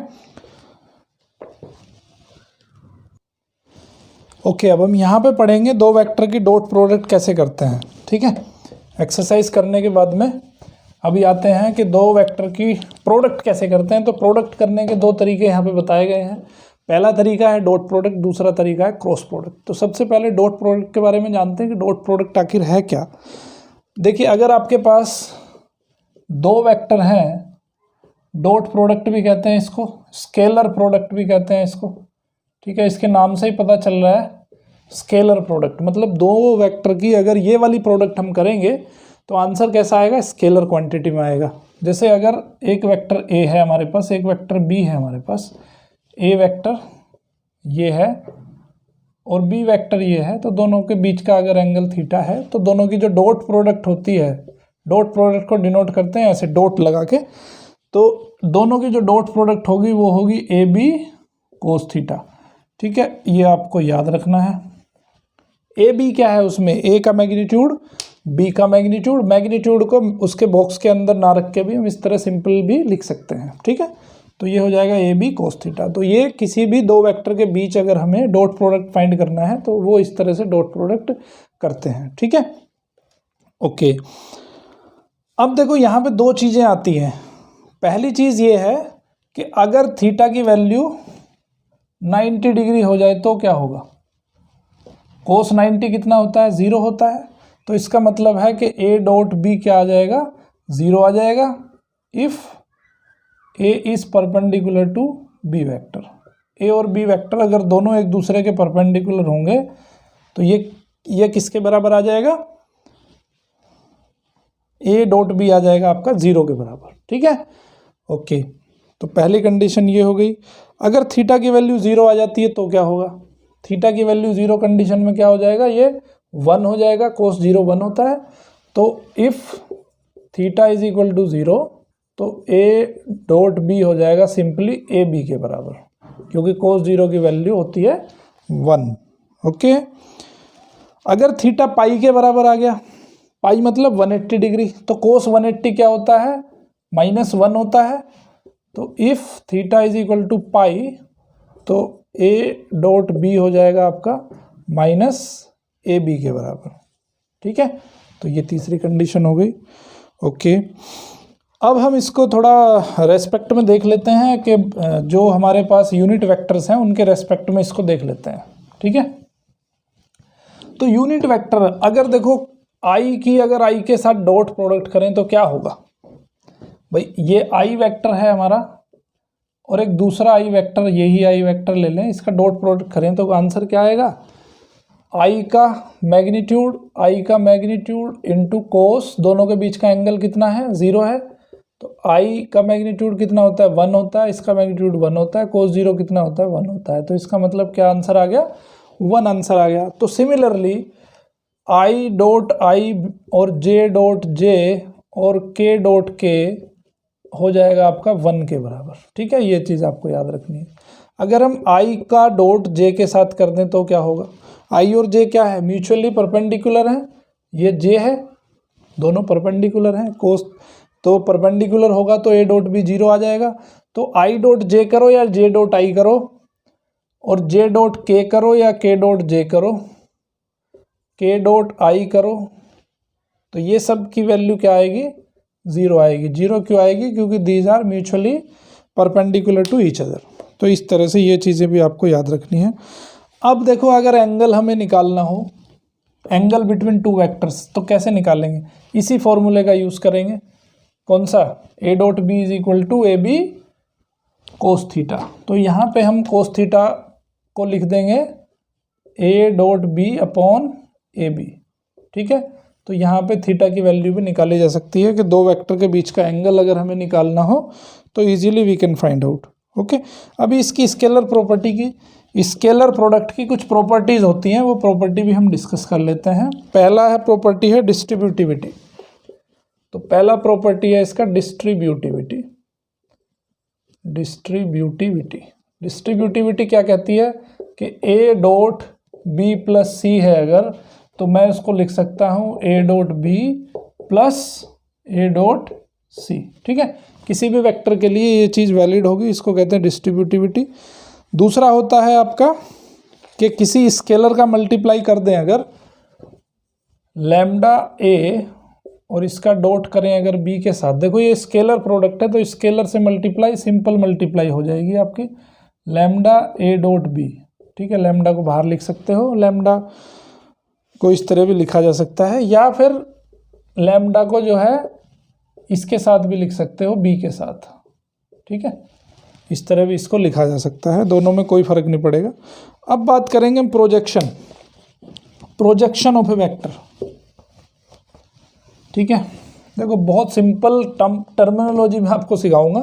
प्रोजेक्शन ऑफ ए वेक्टर, लोगों को बहुत डाउट रहते हैं इसमें कि प्रोजेक्शन कैसे निकालते हैं, और बड़े बड़े फॉर्मूले रटेंगे लोग प्रोजेक्शन निकालने के, बट सिंपल एक कंसेप्ट मैं आपको बताऊंगा, बहुत इजीली आपको समझ आ जाएगा। प्रोजेक्शन का मतलब क्या होता है, मान लो ये कोई वेक्टर है ए बी, ठीक है, इस वेक्टर का प्रोजेक्शन आपको निकालना है।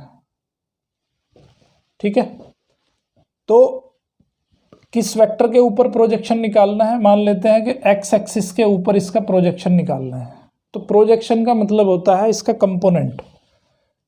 ठीक है, इस वेक्टर पे ये कंपोनेंट कितना दे रहा है, तो ये वेक्टर मान लो अगर एक्स आई प्लस वाई जे प्लस जेड के है, ये वेक्टर अगर एक्स आई प्लस वाई जे प्लस जेड के है, तो एक्स एक्सिस पे इसका कंपोनेंट कितना हुआ, एक्स हुआ ना, तो इसको कहेंगे इसका projection, projection of A be on x axis. ठीक है, बहुत सिंपल कंसेप्ट में आपको समझाया मैंने। अगर वाई एक्सिस पे प्रोजेक्शन पूछ रहा है आपसे, projection of A B vector on Y axis, तो कितना बताओगे, वाई बताओगे। अगर ये प्रोजेक्शन ऑन जेड एक्सिस पूछ रहा है तो क्या बताओगे आप, क्या प्रोजेक्शन आएगी, जेड आएगी प्रोजेक्शन। ठीक है, समझ गए बात, सिंपल कंसेप्ट है। तो कभी भी इसमें जो है गड़बड़ नहीं करना कि प्रोजेक्शन कैसे निकालना है, बहुत सिंपल तरीके से आप प्रोजेक्शन किसी भी वेक्टर का निकाल सकते हो। ठीक है, ओके। तो प्रोजेक्शन का कंसेप्ट क्लियर हुआ, प्रोजेक्शन क्या होती है। ओके, अब देखो अगर प्रोजेक्शन वेक्टर आपसे पूछा जा रहा है, प्रोजेक्शन वेक्टर, समझो थोड़ा सा बात, अगर प्रोजेक्शन वेक्टर आपसे पूछा जा रहा है कि भाई एक्स एक्सिस के अलोंग इसका प्रोजेक्शन वेक्टर क्या होगा, तो क्या होगा, जितना इसका मैग्नीट्यूड है एक्स एक्सिस में, कितना मैग्नीट्यूड है, एक्स है, और इसका यूनिट वेक्टर का मल्टीप्लाई कर दो, तो एक्स एक्सिस के अलोंग यूनिट वेक्टर क्या है, आई है। तो इसका प्रोजेक्शन, इस आर वेक्टर का जो प्रोजेक्शन होगा अलोंग एक्स एक्सिस, वो कितना आ गया, एक्स आई आ गया। अलोंग वाई एक्सिस जो प्रोजेक्शन वेक्टर आ जाएगा वो वाई जे आ जाएगा। Along Z axis projection vector आ जाएगा जेड के। ठीक है, लोग फॉर्मूले रटते हैं बहुत लंबे लंबे, बहुत मुश्किल है रटना फॉर्मूले, मुझे तो फॉर्मूले रटे नहीं जाते, आपका मुझे पता नहीं है। ठीक है, तो अब ये वेक्टर का यहाँ तो देखो हमने डायरेक्शन दे दिया कि एक्स एक्सिस के अलोंग। अब मान लो कोई दूसरा वेक्टर आपको दे दिया, ठीक है, कोई दूसरा वेक्टर दे दिया आपको, मान लेते हैं ए I plus B J plus C के, ये वेक्टर दे दिया आपको, एक्स एक्सिस नहीं दिया, यहाँ पे ये वेक्टर दे दिया इसने कि भाई इस वेक्टर के अलोंग इसका प्रोजेक्शन बताओ। तो फिर सिंपल कंसेप्ट, फिर भी सिंपल कंसेप्ट वही रहेगा, क्या रहेगा, इसकी डायरेक्शन निकाल लो इस वेक्टर की, यूनिट वेक्टर चाहिए ना आपको, भाई इसका मैग्नीट्यूड तो पता है आपको, है ना, इसके वेक्टर का, सिंपली इसके वेक्टर का आपको मल्टीप्लाई करना है इस वेक्टर का इसकी डायरेक्शन में। आपको क्या चाहिए, यहाँ पे डायरेक्शन चाहिए, तो डायरेक्शन कैसे निकलेगी, इसके यूनिट वेक्टर से डायरेक्शन निकलेगी, है ना। तो इसका यूनिट वेक्टर कैसे निकालोगे, तो इसको मान लेते हैं सी, तो ए सी का जो यूनिट वेक्टर आ जाएगा वो कैसे निकालोगे, हाँ, ए सी का यूनिट वेक्टर आ जाएगा आपका ए सी वेक्टर, यानी कि A I plus B J plus C के अपॉन ए सी मतलब A square plus B square plus C square. का अंडर रूट। तो ये आ गया आपका यूनिट वेक्टर, किस डायरेक्शन में, जिस डायरेक्शन में आपको प्रोजेक्शन निकालना है। ठीक है, अब इसको सिंपली क्या करो आप, मल्टीप्लाई कर दो वेक्टर से, तो प्रोजेक्शन आ जाएगा। तो आर को अगर हम मल्टीप्लाई कर दें इससे, ठीक है, आर को अगर हम इससे मल्टीप्लाई कर दें तो इससे सिंपली आ जाएगा आपका projection, projection of R on AC, projection on R, projection of R on AC ऐसे फाइंड करते हैं। किसी भी वेक्टर का अगर प्रोजेक्शन आपको चाहिए तो उस वेक्टर का डॉट प्रोडक्ट कर दो किसके साथ, जिस डायरेक्शन में आपको उसका प्रोजेक्शन निकालना है उसके यूनिट वेक्टर से उसका डॉट प्रोडक्ट कर दो। ठीक है, तो ये आ जाएगा आपका प्रोजेक्शन। समझ में आई बात? ओके, तो प्रोजेक्शन निकाल लिया आपने, गुड। ओके, सो अब ये प्रोजेक्शन कैसा होगा, प्रोजेक्शन एक स्केलर क्वांटिटी आएगी, है ना। तो क्योंकि ये वेक्टर है ये भी वेक्टर है, दोनों को जब डॉट करेंगे तो दोनों का जो मल्टीप्लाई आगे आंसर आएगा वो आएगा स्केलर। अभी हम देखो, मैं फॉर्मूले यहाँ पे नहीं लिखाऊंगा, सिर्फ कंसेप्ट मैंने आपको बता दिया है। ठीक है, फॉर्मूले आप लिखना चाहो तो बुक में दिए हुए हैं, आराम से वहाँ से लिख सकते हो। ओके, अभी फाइंड द एंगल, अब एग्जाम्पल नंबर 13 देख लेते हैं। Find the angle between two vectors A and B with magnitudes 1 and 2 and respectively and when A dot B is equal to 1। तो एग्जाम्पल देख लेते हैं, एग्जाम्पल नंबर है 13 एग्जाम्पल कहता है कि ए की वैल्यू, ए का मैग्नीट्यूड 1 है, बी का मैग्नीट्यूड 2 है और ए डॉट बी कितना दिया है, वो 1 दिया है। तो फॉर्मूला क्या है हमारा, A dot B is equal to A B cos theta. तो कोस थीटा क्या आ जाएगा, A dot B upon A B. A dot B कितना है, 1 है, 1 into 2 1/2, 1/2 किस पे होता है, कोस 60 पे। तो थीटा कितना आ गया, 60 डिग्री आ गया। ठीक है, तो दोनों वेक्टर के बीच का एंगल आपने निकाल दिया। इसी तरह से एग्जाम्पल नंबर 14 करना है। ठीक है, 14 को देख लेते हैं कैसे करते हैं।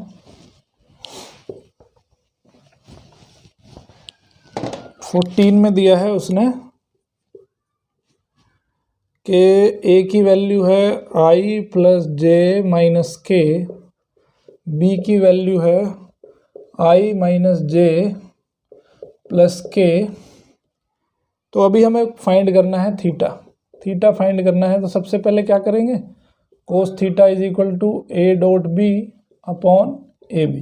ठीक है, ए डॉट बी कैसे फाइंड करेंगे, A dot B is equal to होगा तुम्हारा i + j - k और डॉट i - j + k।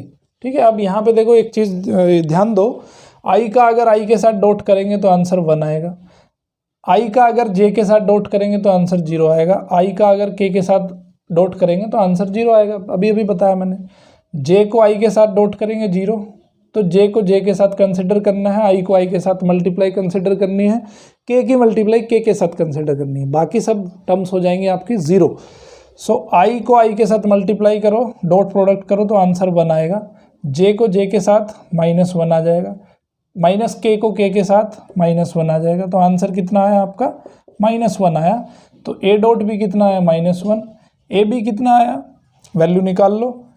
ए का मैग्नीट्यूड 1 + 1 + 1 का अंडर रूट, तो √3 आ गया, और बी कितना आया, 1 + 1 + 1 का अंडर रूट, तो ये आ गया √3। तो इसको रख दो √3 तो आ गया -1/3। तो कोस थीटा की वैल्यू आ गई -1/3। तो थीटा इज इक्वल टू हो गया कोस इनवर्स -1/3। इस तरह से यहाँ पे थीटा की वैल्यू निकल गई। ठीक है, एग्जाम्पल नंबर 15 दिया है, परपेंडिकुलर दिखाने हैं दोनों वेक्टर, तो डॉट प्रोडक्ट अगर दोनों का 0 आ जाएगा तो परपेंडिकुलर हो जाएंगे, बहुत आराम से दिखा सकते हो। उसके बाद है find the projection of the vector on the vector, बहुत सिंपल है ये भी। ठीक है। Projection of the vector on the vector निकालना है हमें, आराम से निकाल सकते हो। कैसे देख लेते हैं उसको।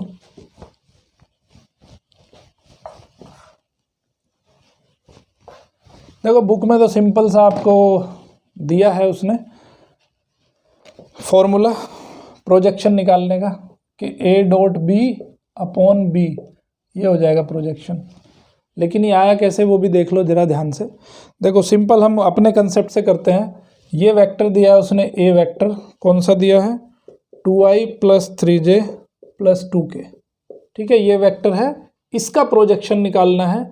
और एक दूसरा वेक्टर है, कोई ये वेक्टर है बी वेक्टर, जिसका वैल्यू है i + 2j + k। तो मैंने आपको क्या चीज़ बताई थी कि पहले हम जिस डायरेक्शन में आपको प्रोजेक्शन निकालना है उस डायरेक्शन का यूनिट वेक्टर फाइंड कर लेंगे। तो यूनिट वेक्टर क्या हो जाएगा, i + 2j + k अपॉन 1 + 4 + 1 का अंडर रूट, ठीक है। तो ये आ गया बी डैश। तो अब क्या करो, सिंपली ए वेक्टर और बी का यूनिट वेक्टर का डॉट प्रोडक्ट कर दो। तो ये 1/6 तो बाहर ले लो, है ना, क्योंकि ये कांस्टेंट है। दोनों की डॉट कर दो। तो डॉट करेंगे तो क्या आएगा, डॉट करेंगे तो क्या आएगा, 2 + 6 + 2। तो ये आ जाएगा 1/6 अंडर रूट कितना 10, ठीक है। और इसको फिर रेशनलाइज कर लो, 6 अंडर रूट से ऊपर नीचे मल्टीप्लाई कर दिया, ये आ जाएगा 2 3, ये 5, तो ये आ जाएगा 5√6/3। तो इस तरह से करना है, ठीक है। फॉर्मूला ना याद रख के कंसेप्ट याद रख लो तो बहुत आसान हो जाएगी चीज़ें। Example number 17, find a - b का मैग्नीट्यूड। फॉर्मूले से याद रखना है तो फॉर्मूले से याद रख सकते हो, I don't bother. Example number 17 क्या कह रहा है कि फाइंड a - b का मैग्नीट्यूड। इसका मैग्नीट्यूड हमें बताना है। Two vectors A and B are such that A का मैग्नीट्यूड जो है वो 2 है, बी का मैग्नीट्यूड जो है वो 3 है, और ए डॉट बी जो है वो कितना है, 4 है, ठीक है। तो देखो हम यहाँ पे क्या करते हैं, a - b के मैग्नीट्यूड का स्क्वायर कर देते हैं। तो स्क्वायर का फॉर्मूला क्या होता है, a का magnitude square plus b magnitude square -2 a dot b आ जाएगा, ठीक है। 2a डॉट b, बस आंसर में इसमें वैल्यू रख दो। तो ये हो जाएगा, इसका स्क्वायर कितना 4 प्लस इसका स्क्वायर 9 - 2 × 4, तो ये हो गया 13 - 8 दैट इज़ 5। तो स्क्वायर इसका 5 आ गया, अंडर रूट कर देंगे दोनों तरफ से, तो ये हो जाएगा आपका 5 अंडर रूट, ये आंसर आ गया, ठीक है, सिंपल। ओके, अभी example number 18, if A is unit vector and x - a x + a = 8 find x। ये होमवर्क मैं आपके लिए छोड़ रहा हूँ, आराम से इसको इजीली कर सकते हो। अब स्क्वायर्स इनइक्वालिटी पढ़ते हैं, Kosi squares inequality. Kosi squares inequality क्या कहती है कि अगर दो वेक्टर हैं तो उनका डॉट प्रोडक्ट ऑलवेज उनके जो मैग्नीट्यूड होगा उससे छोटा होता है, ठीक है। तो कोसी स्क्वायर्स इनइक्वालिटी क्या कहती है, कोसी स्क्वायर्स इनइक्वालिटी, इसको हायर स्टडीज़ में पढ़ोगे आप, ठीक है। तो ये है आपका a डॉट b का मैग्नीट्यूड हमेशा a के मैग्नीट्यूड और b के मैग्नीट्यूड से छोटा होता है, हमेशा या तो इक्वल होगा या छोटा होगा, ठीक है। क्यों होता है ऐसा, क्योंकि देखो a डॉट b होता है क्या, ए बी कोस थीटा, इसका magnitude cos theta. Cos theta की वैल्यू किसके बराबर होती है, कभी ये 1 से ज़्यादा हो सकता है, बिल्कुल नहीं हो सकता। कोस थीटा हमेशा 1 से छोटा ही होता है या उसके बराबर हो सकता है मैक्सिमम। तो इसका मतलब क्या है कि ए डॉट बी का जो मैग्नीट्यूड है वो ऑलवेज या लेसर देन और इक्वल टू रहेगा ए वेक्टर का मैग्नीट्यूड और बी वेक्टर के मैग्नीट्यूड के मल्टीप्लाई के बराबर हो, मतलब उससे छोटा ही रहेगा। उससे बड़ा नहीं हो सकता कभी भी, क्योंकि कोस थीटा की वैल्यू 1 या 1 से छोटी होती है हमेशा। ठीक है, समझ में आई बात? ओके, अभी ट्रायंगल इनइक्वलिटी पढ़ते हैं। ट्रायंगल इनइक्वलिटी देखो सिंपल सा, बहुत ही सिंपल सा कंसेप्ट है। किसी भी ट्रायंगल के अंदर जो दो साइड का एडिशन होता है वो तीसरी साइड से हमेशा बड़ा होता है। ठीक है, तो यहां पे ट्रायंगल इनइक्वलिटी क्या कहती है कि a प्लस बी का जो मैग्नीट्यूड है वो हमेशा छोटा होगा a का मैग्नीट्यूड प्लस b का मैग्नीट्यूड, हमेशा या तो लेसर देन होगा या छोटा होगा। ठीक है, तो ये भी आप यहाँ से प्रूफ देख सकते हो इसका। अब हमने ले लिया a प्लस बी का मैग्नीट्यूड का होल स्क्वायर, तो इसको मैं क्या लिख सकता हूँ, इसको मैं लिख सकता हूँ a प्लस बी, ठीक है, डॉट a प्लस बी, दोनों को मल्टीप्लाई करके हमने लिख दिया। ठीक है, और इसको एक तरीके से और भी लिखा जा सकता है। देखो स्क्वायर का मतलब dot product a plus B dot a plus B. ठीक है, दोनों को मल्टीप्लाई करके हमने लिख सकते हैं a square B square plus 2ab ab, तो ये क्या हो जाएगा, a square plus B square plus 2a dot B हो जाएगा, है ना, a डॉट बी हो जाएगा। ओके, अब ये देखो स्केलर प्रोडक्ट कोम्यूटेटिव होता है, तो हम क्या कर सकते हैं, इसको हम लिख सकते हैं क्या, a प्लस बी का स्क्वायर। ठीक है, a प्लस बी का, ये क्या है, this is our a square, इसको लिख सकता हूं मैं B square plus 2a dot B. ठीक है, तो इसको अब मैं क्या लिख सकता हूं, a प्लस इनका स्क्वायर होल स्क्वायर करके लिख सकता हूं इसे। ठीक है, ओके, अभी देखो यहाँ पे अब दोनों तरफ से अंडर रूट हटा दो। दोनों तरफ से जब अंडर रूट हटाओगे, हमेशा देखो जब x की जो वैल्यू होती है, x की जो वैल्यू होती है वो हमेशा उसके मैग्नीट्यूड से या तो छोटी होगी या बराबर हो सकती है, उससे बड़ी नहीं हो सकती। ठीक है, तो सिमिलर कंसेप्ट हम यहाँ पे देख रहे हैं कि इसकी जो वैल्यू होगी a प्लस बी का मैग्नीट्यूड जो होगा वो लेसर देन और इक्वल टू आ जाएगा a और b का मैग्नीट्यूड अगर अलग अलग हम लिखें, अगर अलग अलग उनको ऐड करें तो उससे छोटा ही रहेगा, हमेशा बड़ा नहीं हो सकता। तो इसको कहते हैं ट्रायंगल्स इनइक्वलिटी।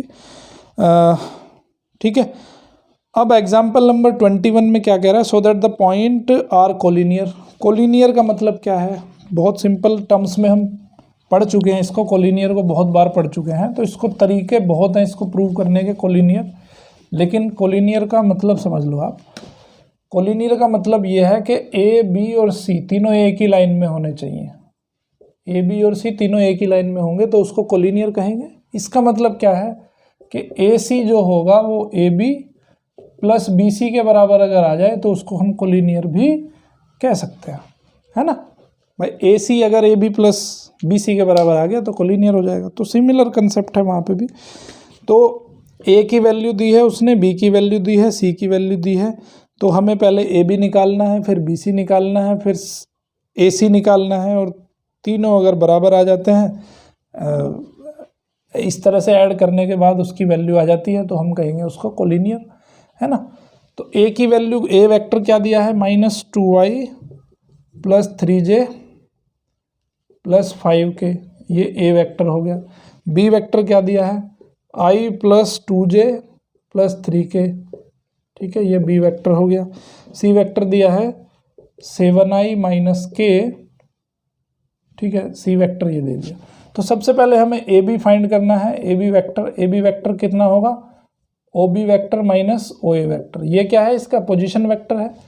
तो ओ बी कितना है, i माइनस प्लस 2i, तो ये हो जाएगा आपका 3i, i माइनस 2i कर दिया, 2i माइनस 3j कर दिया तो माइनस j हो जाएगा, 3k माइनस 5k आ गया, -2k, तो ये आ गया A B.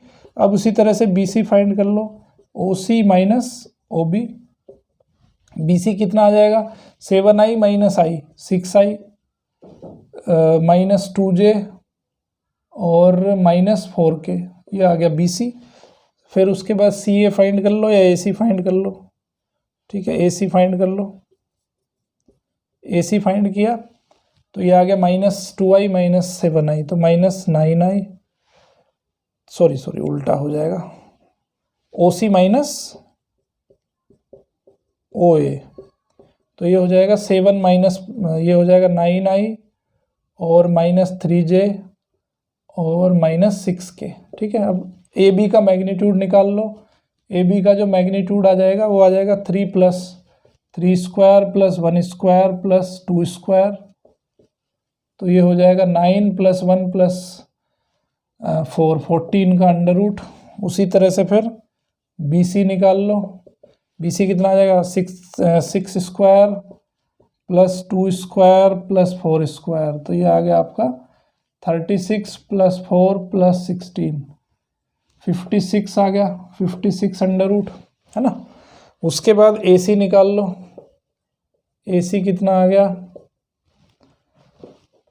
9 square + 3 square + 6 square का अंडर रूट, ये आ गया 81 + 9 + 36, कितना आ गया, 81 + 9 हो गया 90, 90 + 36 आ गया 90 + 36 आ गया 126 का अंडर रूट, ठीक है। तो ओके, इसमें कहीं गड़बड़ होगी क्या,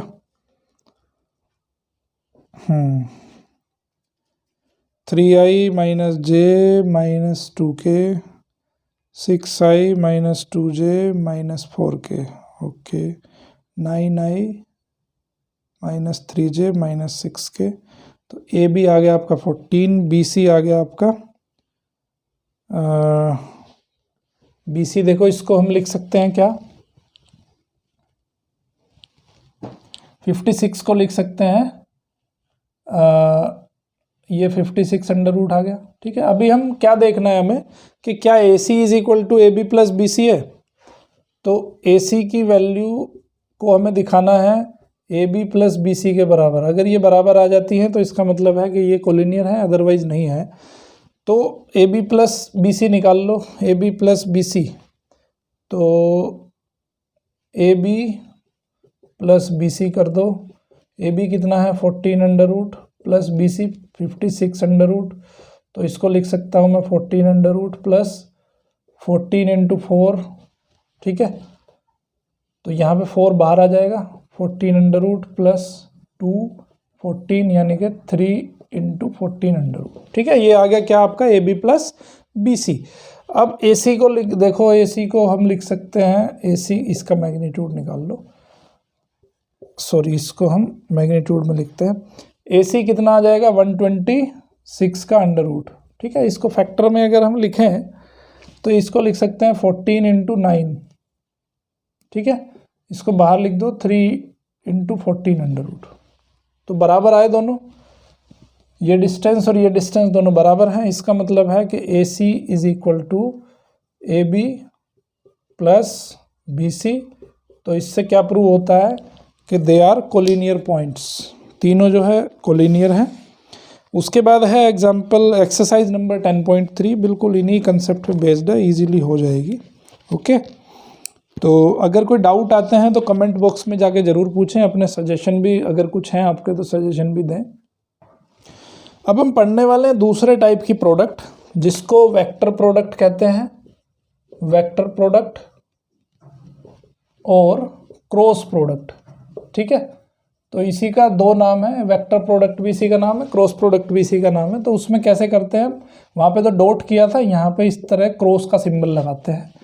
तो ये होता है आपका ए बी साइन थीटा, और यहाँ पे क्या है, क्योंकि ये वेक्टर प्रोडक्ट है, मतलब अगर इसको हम प्रोडक्ट करेंगे तो प्रोडक्ट करने के बाद में एक ये जो आंसर आएगा वो आंसर आपका वेक्टर फॉर्म में होना चाहिए। तो वेक्टर फॉर्म में कब होगा, देखो ए बी स्केलर क्वांटिटी है, बी बी स्केलर क्वांटिटी है, sign theta is also scalar quantity. तो यहाँ पे एक सिर्फ हमने यूनिट वेक्टर लगा दिया है, तो ये यूनिट वेक्टर खाली डायरेक्शन शो करेगा बस, ठीक है। इसका कोई मीनिंग नहीं है, बस ये डायरेक्शन बताने के लिए है, इसका मैग्नीट्यूड नहीं है। ये कैसा है, इसका मैग्नीट्यूड 1 है, बट ये डायरेक्शन शो करेगा, ठीक है। तो अभी एक चीज़ आपको समझने वाली बात है कि अगर दो वेक्टर हैं हमारे पास, एक वेक्टर ए है और दूसरा वेक्टर हमारे पास बी है, तो दोनों की अगर हमें क्रॉस प्रोडक्ट करनी है तो अब इनका जो आंसर आएगा, मतलब क्रॉस प्रोडक्ट करने के बाद जो आंसर आएगा वो आंसर आएगा दोनों के परपेंडिकुलर, ठीक है, क्योंकि दो वेक्टर ये एक ही प्लेन में होंगे। तो अगर ये एक ए वेक्टर है, ठीक है, और ये एक बी वेक्टर है, मान लेते हैं ये बी वेक्टर है, दोनों के बीच का एंगल थीटा है, ओके। तो अगर हम ए से बी ए क्रॉस बी लिखते हैं तो ए क्रॉस बी का मतलब है कि ए से बी की तरफ हमें जाना है, ठीक है। तो इसकी डायरेक्शन क्या होगी, इसकी डायरेक्शन अब दो सिनेरियो हो सकते हैं, ए क्रॉस बी और बी क्रॉस ए, दोनों अलग अलग होते हैं। कैसे अलग अलग होते हैं, देखो जैसे स्क्रू वाला रूल होता है ना, स्क्रू वाला रूल क्या है, अगर हम इसको राइट साइड में घुमाते हैं तो वो ऊपर जाता है, अगर लेफ्ट साइड में घुमाते हैं तो नीचे आता है, ठीक है। तो अगर हमारे पास दो वेक्टर हैं, एक ए से बी, ए क्रॉस बी का मतलब है कि ए से बी की तरफ को घुमाना है हमें, ठीक है। तो अब हम ए से बी की तरफ को घुमा रहे हैं तो स्क्रू किधर जाएगा, ऊपर की तरफ जाएगा। स्क्रू रूल क्या कहता है भाई, अगर ये स्क्रू है हमारे पास, ठीक है, ये इसका हेड है, तो स्क्रू रूल क्या कहता है कि अगर ये ए वेक्टर है और ये है आपके पास बी वेक्टर, ठीक है, अगर हमें ए क्रॉस बी करना है, मतलब ए से बी की तरफ, तो ए से बी की तरफ ऐसे जाना पड़ेगा, हमें ऊपर की तरफ जाना पड़ेगा। तो यहाँ पे ए क्रॉस बी की डायरेक्शन क्या होगी, डायरेक्शन सिर्फ हमें पता करनी है, तो डायरेक्शन दोनों के परपेंडिकुलर होगी। पहली चीज़, जब भी दो वेक्टर को क्रॉस प्रोडक्ट करते हैं तो हमेशा जो रिजल्टेंट वेक्टर आता है हमारा, उसकी डायरेक्शन ऑलवेज इसके परपेंडिकुलर होगी, क्योंकि ये दोनों एक ही प्लेन में लाई करेंगे। अब जैसे बोर्ड है तो ए क्रॉस बी, ए मान लो ये है, बी मान लो ये है, तो इस ए क्रॉस बी की डायरेक्शन या तो बोर्ड के बाहर की तरफ होगी या बोर्ड के अंदर की तरफ होगी, बस दो डायरेक्शन हो सकती हैं। तो अगर हम ए क्रॉस बी निकालेंगे, ए क्रॉस बी का मतलब हमें ए से बी की तरफ को जाना पड़ेगा। तो हमारा जो थंब है वो किधर को जा रहा है, ए से बी की तरफ को जा रहा है, ए से बी की तरफ जा रहा है। तो ये स्क्रू किधर को जाएगा, स्क्रू जो है अंदर की तरफ जाएगा, ठीक है, इसका मतलब अंदर की तरफ इसकी डायरेक्शन होगी। अगर बी क्रॉस ए फाइंड करेंगे तो ये स्क्रू किधर आएगा, स्क्रू आएगा आपका बाहर की साइड, है ना, उल्टा। तो ए बी क्रॉस ए की डायरेक्शन आपकी बाहर की तरफ हो जाएगी। समझ में आई बात भाई? देखो ये कोई प्लेन है, इस प्लेन में दो वेक्टर हैं, एक ए है एक बी है, ए मान लो यहाँ है, बी मान लो यहाँ है। अब हमें ए क्रॉस बी फाइंड करना है, तो ए क्रॉस बी में हम ऐसे चला रहे हैं इसको, है ना, ए इधर है, बी इधर है, लेफ्ट से राइट जा रहे हैं हम। तो लेफ्ट से राइट जा रहे हैं तो स्क्रू को ऐसे चलाएंगे, स्क्रू को ऐसे चलाएंगे तो लेफ्ट से राइट जाएंगे, और स्क्रू को ऐसे चलाएंगे तो स्क्रू की जो पिन होगी, जो ये पिन होगी, वो पिन कहाँ से आएगी, बाहर की तरफ आएगी। तो ए क्रॉस बी की जो डायरेक्शन होगी वो इसके परपेंडिकुलर, मतलब ऊपर की तरफ होगी। अगर हम बी क्रॉस से फाइंड करेंगे, बी यहाँ है, ए यहाँ है, दोनों को क्रॉस करेंगे तो हमें क्या करना पड़ेगा, स्क्रू को ऐसे उतारना पड़ेगा बी से ए की तरफ। तो स्क्रू उतारेंगे तो स्क्रू का मूवमेंट किधर होगा, मूवमेंट होगा नीचे की तरफ। तो नीचे की तरफ जब मूवमेंट होगा तो डायरेक्शन नीचे की तरफ हो जाएगी ए क्रॉस बी की। तो ये समझना बहुत जरूरी है कि ए क्रॉस बी की direction always it is perpendicular to both vectors plane. जिस प्लेन में दोनों वेक्टर लाई करते हैं उसके परपेंडिकुलर डायरेक्शन होती है हमेशा ए क्रॉस बी की। ठीक है, समझ आई बात? ओके, तो ये कंसेप्ट यहाँ पे बहुत ज़्यादा ज़रूरी है समझने का। तो अब जैसे हमने बात करी थी कि परपेंडिकुलर पैरेलल, तो यहाँ भी कुछ ऐसी बात कर लेते हैं। क्या होगा अगर थीटा की वैल्यू 0 आ जाएगी? तो थीटा अगर 0 होगा तो ए क्रॉस बी भी 0 हो जाएगा, क्योंकि साइन 0 0 होता है ना। तो कहने का मतलब है कि अगर ये ए वेक्टर है और बी वेक्टर भी इसी डायरेक्शन में हो जाएगा तो दोनों का अगर क्रॉस प्रोडक्ट करेंगे तो क्रॉस प्रोडक्ट कैसा होगा, 0 होगा। ठीक है, ओके, पहली चीज़ तो ये हो गई। दूसरी चीज़ क्या है, पैरेलल अगर होंगे दोनों वेक्टर, उस केस में भी थीटा की वैल्यू 0 होगी, थीटा की वैल्यू 180 डिग्री होगी। पैरेलल अगर होंगे, साइन 180 कितना होता है, 0 होता है, तो उस कंडीशन में भी ये क्रॉस प्रोडक्ट जो है वो 0 हो जाएगा। ठीक है, तो दो वेक्टर अगर कोलिनियर हैं या पैरेलल हैं तो उनका क्रॉस प्रोडक्ट ऑलवेज 0 होगा। थीटा की वैल्यू अगर π/2 आ जाती है तो क्या होगा, π/2 आ जाएगी तो ये वैल्यू 1 हो जाएगी, तो इसका मतलब ए क्रॉस बी जो है वो ए बी के बराबर आ जाएगा। ठीक है, ए बी और इंटू एक जो उसमें यूनिट वेक्टर है उसके बराबर उसकी वैल्यू को रख देंगे। अब थोड़ा आई जे के बारे में कंसिडर कर लेते हैं हम। ठीक है, आई जे के बारे में कंसिडर करते हैं, तो आई क्रॉस जे क्या हो जाएगा, पहले आई क्रॉस आई के बारे में बात करते हैं। दोनों सेम वेक्टर हैं, सेम वेक्टर का मैंने क्या बताया, 0 हो जाएगा, जे क्रॉस जे 0 हो जाएगा, क्योंकि दोनों के बीच का एंगल कितना है, 0 है। ठीक है, तो ये सबकी वैल्यू क्या हो जाएगी, 0 के बराबर आ जाएगी। अब दूसरा कंसिडर करते हैं, आई और जे को अगर देखते हैं, देखो ये आई वेक्टर इसके पैरेलल, इसके जे वेक्टर और ये के वेक्टर। ठीक है, आई और जे दोनों एक दूसरे के 90 डिग्री एंगल पे हैं, है ना, आई और जे कैसे हैं, 90 डिग्री के एंगल पे हैं, तो दोनों का जब क्रॉस प्रोडक्ट करेंगे तो वो किसके बराबर आएगा, यहाँ पे लिख लो, आई का जो मैग्नीट्यूड है उसका, जे का मैग्नीट्यूड और साइन 90, और ये एन वेक्टर कौन सा वेक्टर है, दोनों के प्लेन के परपेंडिकुलर वेक्टर। तो आई और जे जहाँ पे कंटेन करेगा ये वाला प्लेन, इस वाला प्लेन, तो ये के वेक्टर जो है इन दोनों के परपेंडिकुलर वेक्टर है ना। तो परपेंडिकुलर वेक्टर का यूनिट वेक्टर कौन सा है, के वेक्टर है, तो यहाँ पे आ जाएगा के वेक्टर। इनकी वैल्यू सबकी 1 1 1, तो इसका कहने का मतलब है कि आई क्रॉस जे अगर हम करते हैं, आई क्रॉस जे अगर करते हैं तो वो किसके बराबर आएगा, के बराबर आ जाएगा, के कैप के बराबर आ जाएगा। ठीक है, समझ आई ना बात। मैंने क्या कहा, दोनों का अगर क्रॉस प्रोडक्ट करते हैं तो क्रॉस प्रोडक्ट का मतलब है, जैसे आई क्रॉस जे निकालना है आपको, तो आई से जे की तरफ जाना पड़ेगा, इस तरफ जाना पड़ेगा, इस तरफ जाओगे तो जो परपेंडिकुलर वेक्टर है, तीसरा वेक्टर, उसका यूनिट वेक्टर आपको कंसिडर करना है ये एन।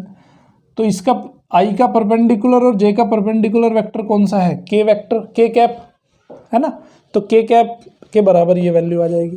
लेकिन अगर वहीं पे जे क्रॉस आई लिखेंगे तो माइनस के आएगा, क्योंकि वो डायरेक्शन अंदर की तरफ हो जाएगी। ठीक है, तो जे क्रॉस आई अगर लिखेंगे तो वो आ जाएगा माइनस के, ये भी आपको याद रखना है। ठीक है, तो साइक्लिक फैशन में अगर जे क्रॉस के लिखेंगे तो वो आई के बराबर आएगा, सिमिलरली जे क्रॉस के लिखेंगे तो वो आई के बराबर आएगा, है ना। और अगर के क्रॉस जे लिखेंगे तो वो माइनस आई के बराबर आएगा। फिर के और आई का अगर क्रॉस करेंगे तो वो जे के बराबर आ जाएगा, बट आई और के का अगर क्रॉस करेंगे तो माइनस जे के बराबर आ जाएगा। ठीक है, ये चीज़ें आपको समझनी है। ओके, हाँ, उसके बाद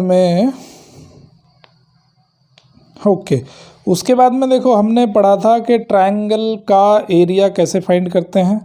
तो यहाँ पे ट्रायंगल का एरिया हम वेक्टर की हेल्प से भी फाइंड कर सकते हैं। कैसे वेक्टर की हेल्प से फाइंड कर सकते हैं वो थोड़ा देख लेते हैं उसके बारे में भी।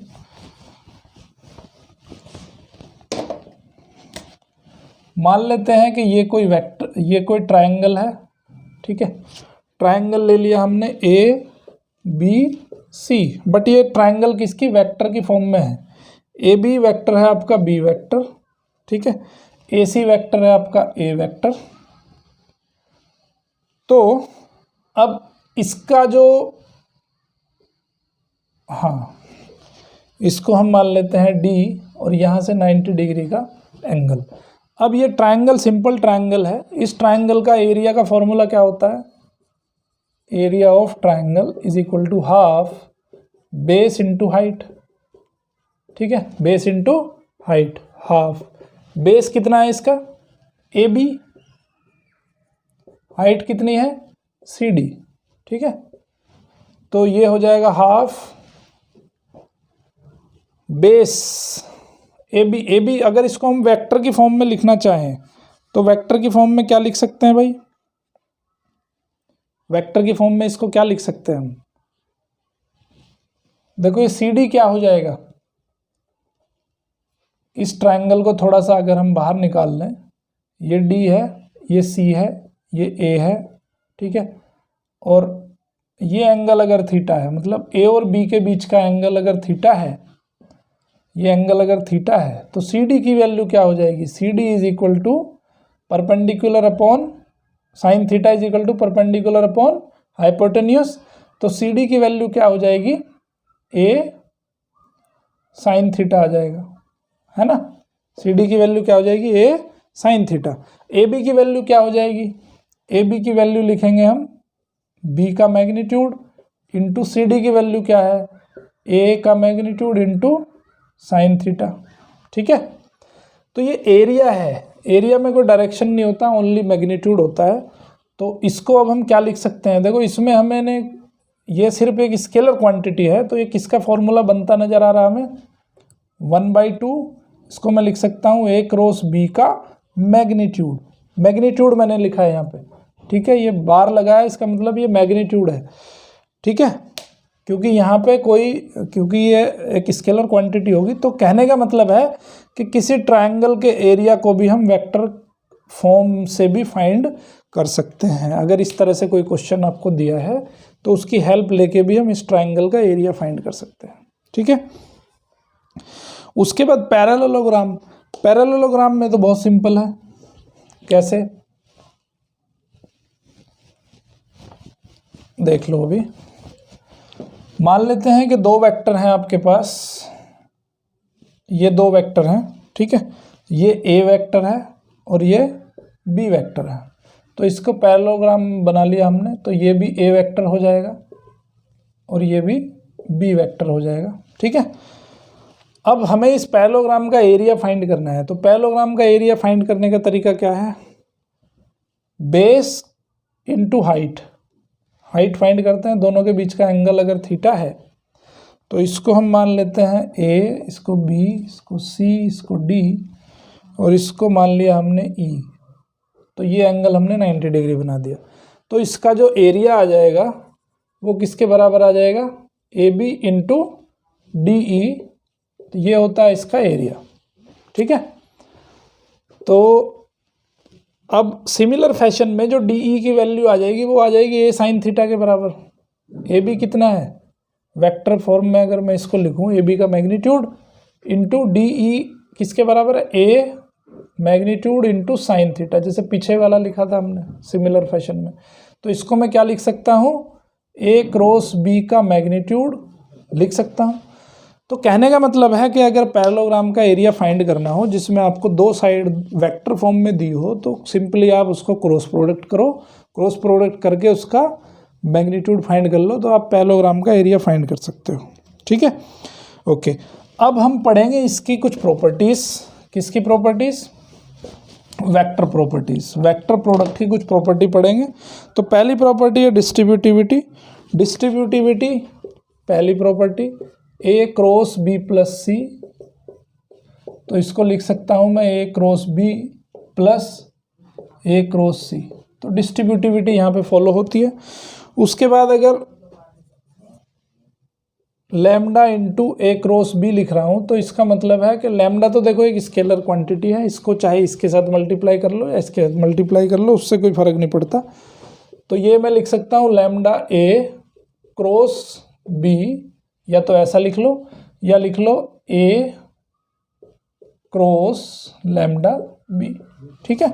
बट ये ध्यान रखना है आपको कि ए क्रॉस बी को बी क्रॉस ए नहीं लिखा जा सकता है, ठीक है, नहीं लिखा जा सकता है। उसको क्या लिखा जाता है, A cross B is equal to minus B cross A. Minus क्यों हो गया, क्योंकि दोनों की डायरेक्शन एक दूसरे के अपोजिट है, 180 डिग्री आउट ऑफ फेज है।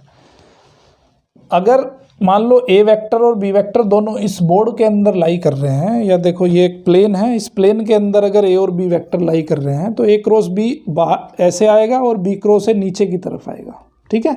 तो दोनों की डायरेक्शन एक दूसरे के अपोजिट है, तो ऐसे वेक्टर को क्या कहते हैं, नेगेटिव वेक्टर कहते हैं। तो ए क्रॉस बी उस अपने नेगेटिव के बराबर होगा। समझ में आई बात। ए क्रॉस बी और बी क्रॉस ए एक दूसरे के नेगेटिव हैं, एक दूसरे के एडिटिव इनवर्स इनको कह सकते हैं।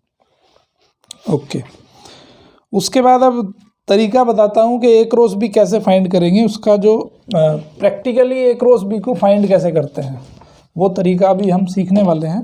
डिटर्मिनेंट सभी ने पढ़ा होगा। अगर ए वेक्टर हमारे पास x1 i plus y1 j plus z1 k है और एक बी वेक्टर हमारे पास x2 i plus y2 j plus z2 k है, तो इस कंडीशन में जो a क्रॉस b की वैल्यू है वो वैल्यू हमें कैसे निकालनी है उसको थोड़ा समझ लेते हैं। तो a क्रॉस b की वैल्यू कैसे निकलेगी? a क्रॉस b की वैल्यू इसमें लिखेंगे i j और k, डिटर्मिनेंट बनाएंगे, फिर x1 y1 z1 x2 y2 और z2। ठीक है, सिंपल यहाँ पे डिटर्मिनेंट की वैल्यू फाइंड करनी है, तो इस तरह से आ जाएगा आपका a क्रॉस b। ठीक है, सिंपल कंसेप्ट है, दो वेक्टर को क्रॉस प्रोडक्ट करने का ये तरीका है। ठीक है, इसको सॉल्व कर सकते हो आराम से। अब मैं इसको एग्जाम्पल के थ्रू आपको बताऊंगा कि कैसे इसको हम कैसे इसको प्रैक्टिकली फाइंड करते हैं। तो इसमें कुछ एग्जाम्पल यहाँ पे कंसिडर करते हैं। एग्जाम्पल नंबर 22 में क्या कह रहा है कि एक वेक्टर ए दिया है, ए वेक्टर है 2i plus j plus 3k, एक बी वेक्टर है 3i plus 5j minus 2k। ठीक है, आपको निकालना है ए क्रॉस बी का मैग्नीट्यूड। सिंपल कंसेप्ट, आई जे के, ए का लिखो 2 1 3 3 5 माइनस 2। इसको सिंपल कैलकुलेट कर दो। कैसे कैलकुलेट करोगे? जैसे आप डिटर्मिनेंट की वैल्यू फाइंड करते हो। ठीक है, तो डिटर्मिनेंट की वैल्यू जब फाइंड करेंगे तो आ जाएगा i इंटू -2 -15। बड़े ध्यान से करना है, इसमें पॉसिबिलिटी है रॉन्ग होने की बहुत ज़्यादा, तो बहुत ध्यान से कैलकुलेट करना है। 10 - 3। ठीक है, तो ये आ जाएगा आंसर आपका -17i plus 13j plus 7k। तो ये आ गया आपका ए क्रॉस बी वेक्टर आ गया, ए क्रॉस बी वेक्टर आ गया। अब इसका सिंपली मैग्नीट्यूड फाइंड कर लो, ए क्रॉस बी का मैग्नीट्यूड, तो ये हो जाएगा -17 square plus 13 square plus 7 square. ठीक है, इसका अंडर रूट। तो आंसर मैं डायरेक्टली लिख देता हूँ, कैलकुलेशन आप कर सकते हो, 507 का अंडर रूट। ठीक है, इस तरह से हमें निकालना है A cross B. Find a unit vector perpendicular to each of the vector A plus B A minus B where A. देखो, अब इसने इसको थोड़ा घुमा फिरा के पूछा है। 23rd क्वेश्चन क्या कह रहा है, ध्यान से समझो जरा। Find a unit vector perpendicular to each of the vector. एक वेक्टर है आपके पास a प्लस बी, दूसरा वेक्टर है आपके पास a माइनस बी। ठीक है, इन दोनों वेक्टर के परपेंडिकुलर यूनिट वेक्टर फाइंड करना है। तो कैसे फाइंड करेंगे? पहले दोनों की क्रॉस प्रोडक्ट करो। क्रॉस प्रोडक्ट क्या देगी हमें? क्रॉस प्रोडक्ट देगी एक ऐसा वेक्टर जो दोनों वेक्टर के परपेंडिकुलर होगा। तो उस वेक्टर का अगर हम यूनिट वेक्टर फाइंड कर लेंगे तो वो यूनिट वेक्टर जो है उसका डायरेक्शन दे देगा हमें, जो दोनों के परपेंडिकुलर वेक्टर होगा। समझ में आई बात? तो वही पूछ रहा है ये। जहाँ पे ए की वैल्यू इसने दी है, ए वेक्टर जो दिया है वो i प्लस जे प्लस के दिया है, और बी वेक्टर जो दिया है वो दिया है i plus 2j plus 3k। तो सबसे पहले तो a प्लस बी निकालो, फिर a माइनस बी निकालो, दोनों की क्रॉस प्रोडक्ट करो। क्रॉस प्रोडक्ट करके जो वेक्टर आए उसका यूनिट वेक्टर निकाल लो, वही आंसर आ जाएगा। ठीक है, तो ये होगा आंसर। इसको करता नहीं हूँ, इसको आपके लिए होमवर्क छोड़ रहा हूँ।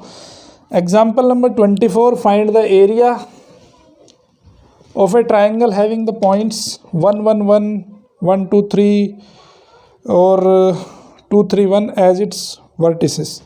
तो पहले ट्राइंगल बना लेते हैं।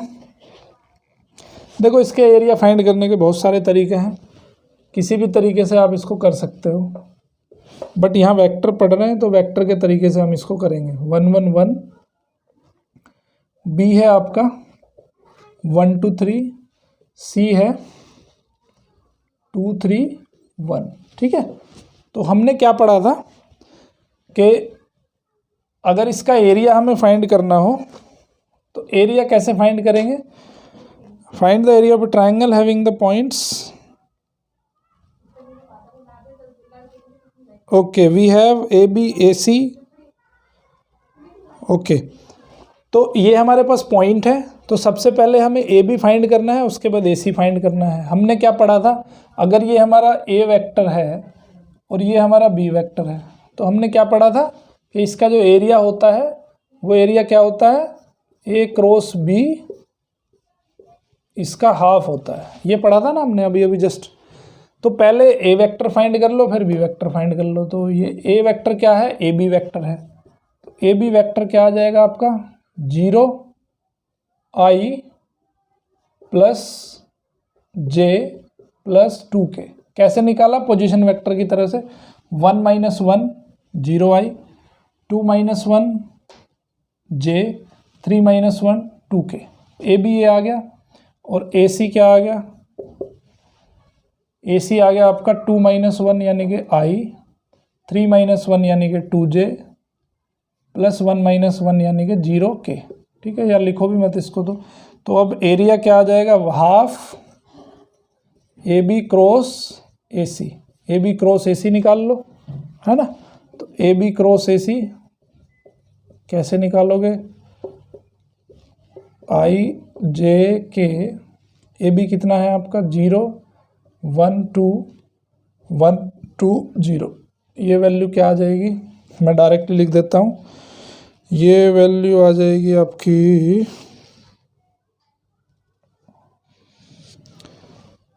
आई, ये आ जाएगा 0 - 4 -4 प्लस माइनस जे, 0 - 2 -2 प्लस के, 0 - 1 -1। ठीक है, तो ये आ जाएगा आपका -4i प्लस 2j माइनस के। ठीक है, तो ये आ गया ए बी क्रॉस ए सी। तो अब ए बी क्रॉस ए सी का मैग्नीट्यूड फाइंड कर लो। ठीक है, ए बी क्रॉस ए सी का मैग्नीट्यूड फाइंड कर लो। मैग्नीट्यूड कैसे फाइंड करेंगे, 4 square plus 2 square plus 1 square, इसका हाफ कर दो, इसका अंडर रूट कर दो, इसका हाफ कर दो, तो ये हो जाएगा 1/2। 16 प्लस 4 प्लस 1 अंडर रूट 25, 5/2 आ जाएगा। तो 5/2 यूनिट स्क्वायर जो है इसका आंसर आ जाएगा। ठीक है,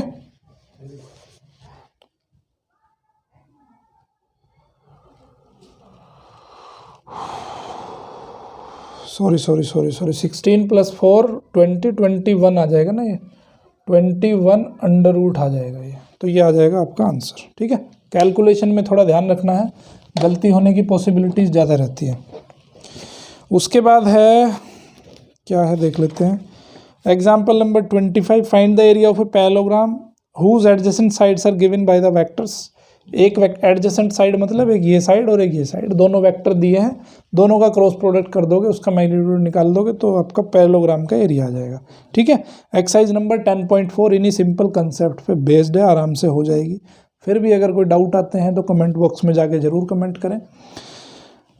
उसके बाद फिर मिसलेनियस एग्जाम्पल्स हैं, मिसलेनियस एग्जाम्पल्स भी करने हैं, क्योंकि बोर्ड में सबसे ज़्यादा जो पूछे जाते हैं वो एग्जाम्पल्स पूछे जाते हैं। ठीक है, कहीं से भी अगर आपको इस चैप्टर से रिलेटेड कहीं से भी, इंटरनेट से, RS Agarwal, RD Sharma, practice के लिए मैक्सिमम बुक्स का यूज़ करें, लेकिन बेसिक कंसेप्ट जो है वो NCERT बुक से ही आपके क्लियर होंगे।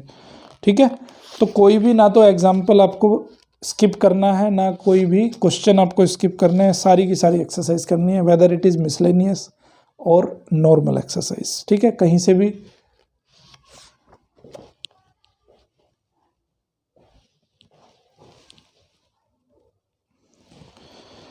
तो आई होप कि आपको ये चैप्टर बहुत अच्छे समझ आ गया होगा। कहीं से भी अगर क्वेश्चन मिले तो क्वेश्चन करो, मैक्सिमम क्वेश्चन जहाँ से मिलते हैं आपको। लेक्चर में बने रहने के लिए थैंक यू। आई होप कि ये अंडरस्टैंड हुआ होगा आपको टॉपिक वेक्टर अलजेब्रा। और चैनल को अगर अभी तक आपने सब्सक्राइब नहीं किया है तो सब्सक्राइब कर दीजिए मैथ किंग मेकर को, जिससे कि आपको बेल आइकन के साथ सब्सक्राइब करिए, जिससे कि आपको अर्ली नोटिफिकेशन मिल सके। मैक्सिमम लोगों तक इसको शेयर करिए। Thank you very much. देखते रहिए मैथ किंग मेकर।